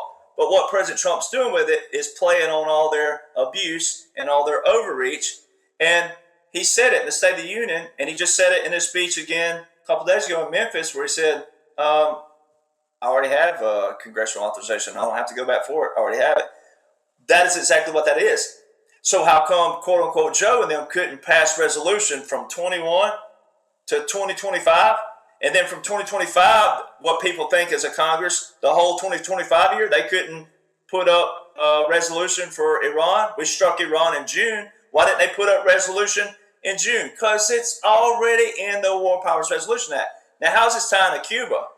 Well, way back in 2020, and this is why Lieutenant Colonel Bosey and Captain Roth, so way back in 2020, on March the 13th, President Trump declared a verbal national emergency. A lot of people thought this all had to do with COVID, but they weren't seeing the bigger playing field.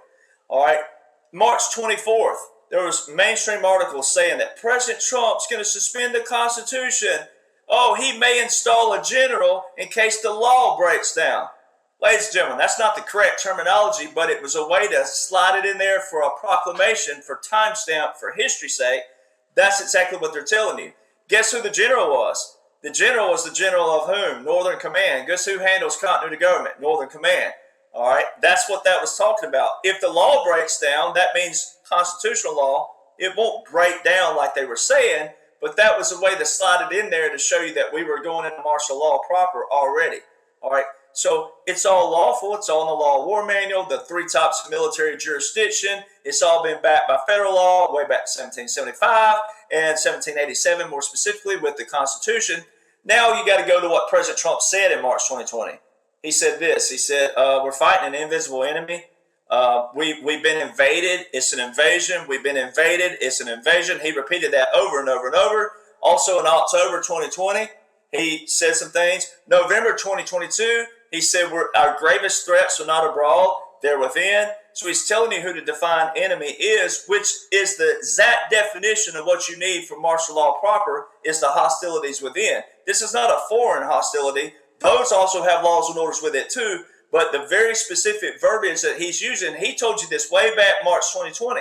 All right, it's an invasion, an invasion, an invasion. Go read the specific language in the Law of War Manual under the 3 types of jurisdiction for martial law property. What does it say? Martial law proper, excuse my language. It says specifically invasion or an insurrection.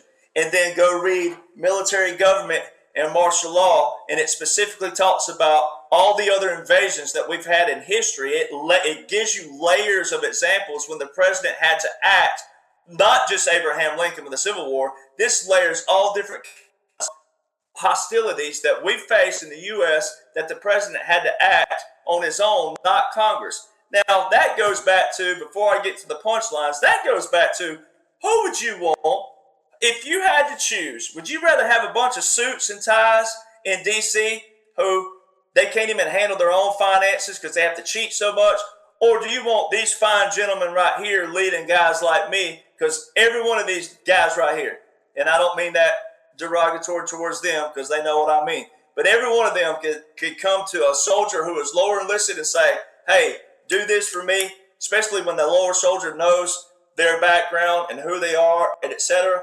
Every one of these guys right here could tell me to walk through a mile of dog crap, and it's going to have a few fiery ashes in between, and I'm going through it because I know what kind of mission we're going on and what the goal is going to be at the end of it. All right, so who do you want? Do you want to trust the military, or are you going to trust a bunch of suits and ties who don't know jack? Well, I'm going to say some other words I should say, but they don't know anything. All right, so now watch this. March 27, 2020, President Trump, Executive Order 13912, he invoked Title 10, Section 12302, 1 million reserve components active duty. All right, April the 1st, where were people yelling about Venezuela? That's when the actual launching of the command, well, it's not the command, but the whole operation of Southern Command launched the operation in the Caribbean, April the 1st, 2020, named all their joint partners, the same joint partners you're seeing right now, April 1st, 2020. All right, then you fast forward, April the 30th. This is where it ties in right here. This is very exact terminology to Cuba. President Trump, Executive Order 13919, he invoked Title 10, Section 12304, which is a 2-year preparation. You got to have 2 years in advancement for those actions. All right, guess what the exact terminology is in that executive order? A counter-narcotics operation with whom? The Western Hemisphere. President Trump just did an executive order January 29, 2026 in a national emergency with Cuba. And guess what it says in there? Western Hemisphere. Oh my goodness, there's your direct ties right there. The only person who's used that language is President Donald John Trump, but the executive order and executive action is way back 2019. So how did it make it through 2021 to 2025? Ladies and gentlemen, that is not a ghost authorization. That's not the authorization of military use of 2001, because National Guard and reserve components will be more keen to the president. And if the president was abusing power somehow with the National Guard, then it would be proven how? By laws and orders. All right, so those laws and orders didn't make it from 21 to 25 because, quote unquote, Joe didn't know what the heck he was doing, and he was a babbling fool and all these other things. This is a military operation. It's a military government. The military government supersedes the Constitution. It suspends it, if you will, but for good reasons. It suspends your First Amendment and your Fifth Amendment, and then the SCOTUS validates that with the 1798 Aliens Act, which also suspends the First and the Fifth Amendments, all right? So little things like that can show you, and then also Guantanamo Bay is still open, all right? Del Rio, Texas. How did 2,000 dirt poor Haitians get from Cuba and Haiti and all these places to Del Rio, Texas? And President Trump validated me on February the 14th. I'm the only one who kind of talks kind of with my own unique way. And President Trump on February the 14th on True Social put up a unique kind of little meme, and it was kind of a cutesy little thing. And it said, Happy Valentine's Day to all the people who support people. And it said 1,537 miles away. I'm the only one who's ever said, ladies and gentlemen, do you realize what they're telling you? That these people in Del Rio, Texas, the closest nation is 1,536 miles away, and you have to cross a major waterway to get there. So 2,000 dirt poor Haitians went all the way across the Gulf of America to Mexico. Forget about Florida, forget about Alabama, forget about Mississippi, forget about Louisiana and all this massive coastline of Texas. They said, no, we're going through the waters, the elements, we're going through all that. We're going straight across here, the sharks and everything else that can get us. We're going right there, and we're going to walk all the way across Mexico, and then we're going to go right here to this part of Mexico and Texas, and hey, this is where we want in. Ladies and gentlemen, all that is the part that people have to see if you don't know what we know over here. All right, so President Trump validated that when he used the 15. We were 1 mile off. and no one ever even talks like that. So they're showing you what you can know out there, especially if you're a patriot and you're hanging on. And then one other reason why President Trump called it the Gulf of America, because we're probably going to be adding some nations to the United States of America, possibly. I don't know, maybe. I don't know where to follow up with that, other than that's a master class from Derek Johnson. Thank you, sir. And yeah, double thumbs up from the lieutenant colonel and the captain. A couple of quick comments, and we'll wrap up with one more subject. As a follow up, you don't, to our audience, as reminders, you don't need a commander in chief is not required to tell you that a martial law of sorts has been invoked. There's a big takeaway. Second, you know, a lot of the documents that Derek's referred to, PEDS, executive orders, Ricardo Bossi spoke about the national security document. A lot of these things are available on my website under the resource guide page and or the President Trump dedicated page. And again, on the contributors page, links to all these panel speakers, links into Derek's world so you can follow him more closely. 1776, the documents, Derek's work is also posted under these pages on the site. And a quick comment about Sleepy Joe. You raised it a few times that he had the opportunity to shut Gitmo down and do other things, revoke other executive orders that would have been supposedly in that party's best interest, and was never done. And of course, the reason for that is because of that cannon salute that you discussed before. That's the reason why that was never taken down. And then lastly, meaning the funeral of Joe Biden. And then lastly, that dash you've often spoke about, not in this broadcast, Derek, but plays into this as well, because continuity of government, one could call Mar-a-Lago, yes, perhaps the acting command central during such 4 years, which is also one reason one would speculate why it became a no-fly zone over a golf course. All right, anyway, enough of one last thing. If you're not, look, I'm no different from the audience. I'm an actively in citizen action, not in military, but I'm doing my role and my part. But how can we know all the things that this esteemed panel knows? The answer is we can't. We haven't walked in their shoes. So before you criticize and accuse, walk a mile in their shoes or learn the documents that Derek Johnson just nailed down for us all. And if you're unwilling to do that, you know what? Shut up and listen. All right, I'm finished lecturing those that are in the way. And it's very few of us, but they're out there. If you're throwing darts at the board and the board has these people's faces on it and our Constitution and our program, you got to shut up and listen or get out of the way. But anyway, I had a few other subjects I really wanted to get into, but we're unable to due to time constraints. So I'm going to ask this panel to be 120 seconds or less, brief comment on these subjects. These subjects do need much more to unload, and we'll be unloading some of that on Bossi Briefs this coming Monday. So come there, and we'll pick up some extra mileage at that broadcast. But I want to say, bring us to my producer, put up the Truth Social published piece from President Trump. That'll put me on track to closing this out. Breaking Directive National. Okay, I'm not going to read it, but the bottom line is, and we've known about this, but it's important to bring it to our attention. The information's been released. DNI, Tulsi Gabbard, on connecting the dots on the Russiagate issue, and all the names are in there, and all the evidence is there, and President Trump closes this out with arrest Obama. Now, let's go back to the panel screenshot. This is not a small issue.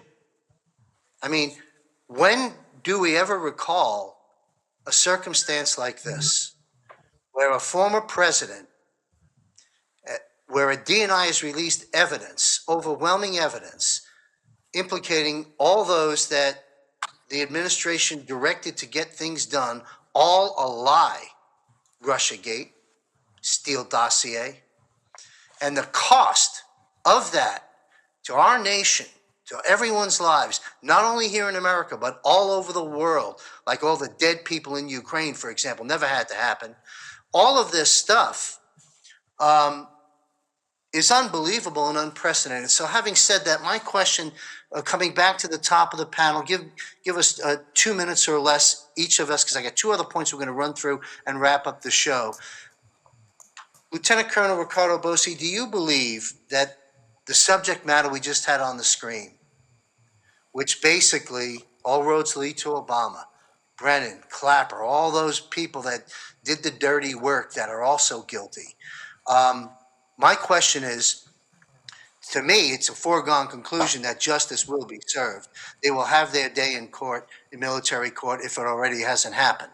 Things will be done properly and standardly, and justice will be served. And if it's already been, it'll be shown to us. My question is this: will the prosecution of Russiagate and Barack Obama and all those individuals, Brennan Clapper and the whole clan, will this be shown, will this happen and or be shown to the American people before July 4th?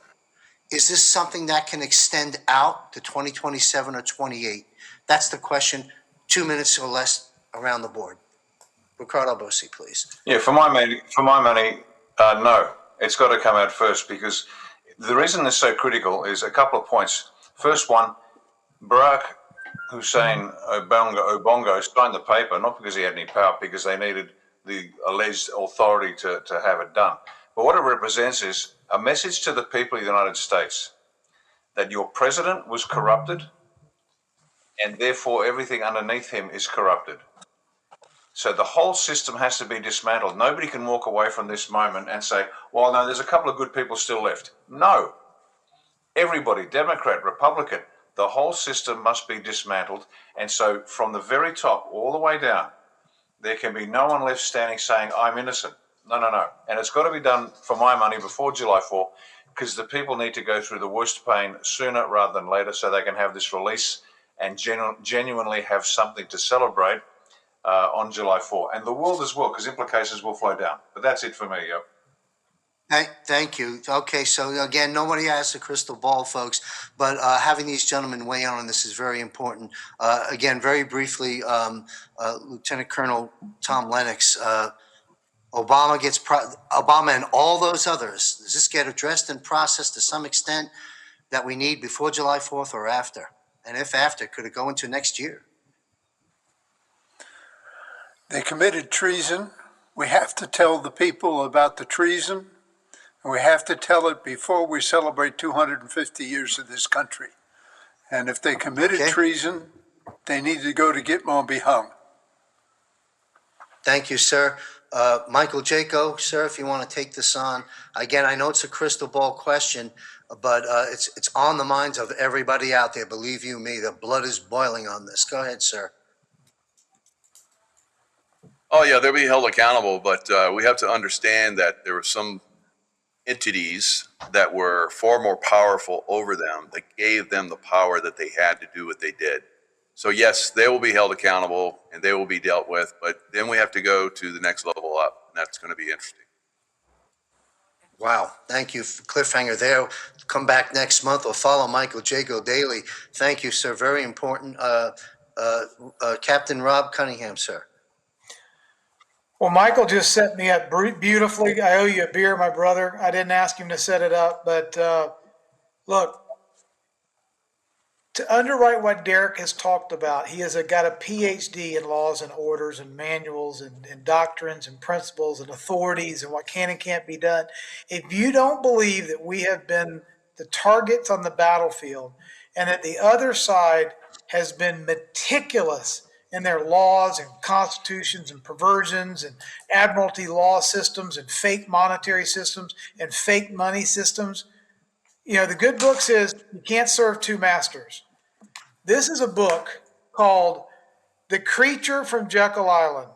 It is an over 800-page document explaining the fake monetary systems, rules, laws, and orders, that created the entity that could purchase a Barack Obama, Barry Soetoro Hussein Obama, and put him illegally with treason and sedition in the White House to try to put America 6 feet under the ground. They never thought Hillary would lose, but it takes an entity that I had the pleasure of interviewing G. Edward Griffin in his home and spent an entire day with him. A movie just came out called Money Disrupted. It's a 2-hour documentary. It's got Ron Paul, it's got G. Edward Griffin, it's got Robert Kiyosaki, it's got a lot of brilliant people in it. I was blessed to be in the movie. But if you want to know the powerful forces behind Obama, you can start right here. This is the City of London. This is how they took over the world. And the Federal Reserve was just a little outpost of the City of London. So when you understand how these people think and operate, the power that they come from, you got to pull that system up root and branch and start back with a constitutional treasury that doesn't have anything to do with a Federal Reserve system. When we start there, Thank you. new birth of freedom. Thank you very much. That takes us to Derek, very briefly. Obama and the rest processing before July 4th next year. Your crystal ball says what? I completely agree, because the fact that 250, the odds that all of us will live to see 275 or 300, they're not there. So all of us living right here, right now, 250 deal. So President Trump's executive order 13848 for the national emergency for election interference. Our National Guard has been deployed 2018, 2020, 2022, and 2024. So there you go again. Why would, quote unquote, Joe have the National Guard 22 and 24? They're tracking joint partners all around the world. And then you got to go back to October 2020. Joe, it was you, Joe, who recommended the Logan Act on General Michael Flynn to Obama. It was you, Joe. They tried a coup, and we caught them. We caught them all. Right, so all of these ye little faith, all these people that Jesus went into the temple and flipped the tables over for, you might want to just pause a little bit. Put them brakes on, all right, because that's what President Trump's talking about. The coup was actually tried in 2016, and I can prove on all of my other podcasts, not time right now, but 2016 that we actually took over elections then, because that's how we had to know what they were working with, follow the money, and also follow everything else. And yes, I think that they have to show something before then, because if we've got so much plague and darkness and blackness to the people out there, not all of us here, but it'll overshadow the 250. Thank you very much. I'm going to close the show out in reverse. Guys, gentlemen, with all due respect, give me 30-second answers just to wet the whistle. I know this is on the minds of the people. I don't want to let it go away. We can't go into detail, but here we go. Airplanes and airports. Coincidences or something going on, Derek? Airplanes and airports. Look at the news feeds today. Oh, Denver shut down. There's always there's always something on the chessboard, because people have to. You have to distract some people and keep things going, but there's always something. And like I tell people really fast, if you think something, just pause, give it a little while, and you'll see either a bait and a switch, always with something. Thank you. And one more thing, Derek, and we'll take this through the panel, and we'll be wrapping up in 3 or 4 minutes, folks. Elvis Presley. In the middle of all that's going on, that this panel just woke the world up about for 2 hours, all this important things at the final phase of this battle, this war, these battles, President Trump takes time to go pick up a guitar and tour Graceland. Any quick comment about that, Derek? And if not, that's okay. Just anything. One, he's a big fan of Elvis. I've been to Mar-a-Lago. He plays Elvis all the time. President Trump's in control of the sound system, so you're going to hear Elvis all night. And then what people need to know about Elvis really fast. He was Southern. He was a country boy. He's from Tupelo, Mississippi, not Memphis first. They moved to Memphis. he did not go down as a draftee. He went and signed up, enlisted in the United States Army. A lot of people don't know that. He didn't take some fancy deal, anything like that. He didn't want to be treated any different. He served this nation. He got a federal badge from Nixon. All right. He would have had a reason to go into witness protection, and I'll leave it like that. Thank you. That's a great place to leave it. And one thing I'll mention, so the video clip, Elvis had blonde hair. Okay, let's take it into Mike. I don't know where I'm going. Let's look at the screen. Michael Jaco, please comment, if you will. Airplanes and Elvis. Yeah, airplanes. I'd be very careful getting on airplanes going forward. I think we're going to probably have some problems there. So just we'll leave it at that. Elvis. I love Elvis. I grew up with Elvis, and I think Elvis still out there playing.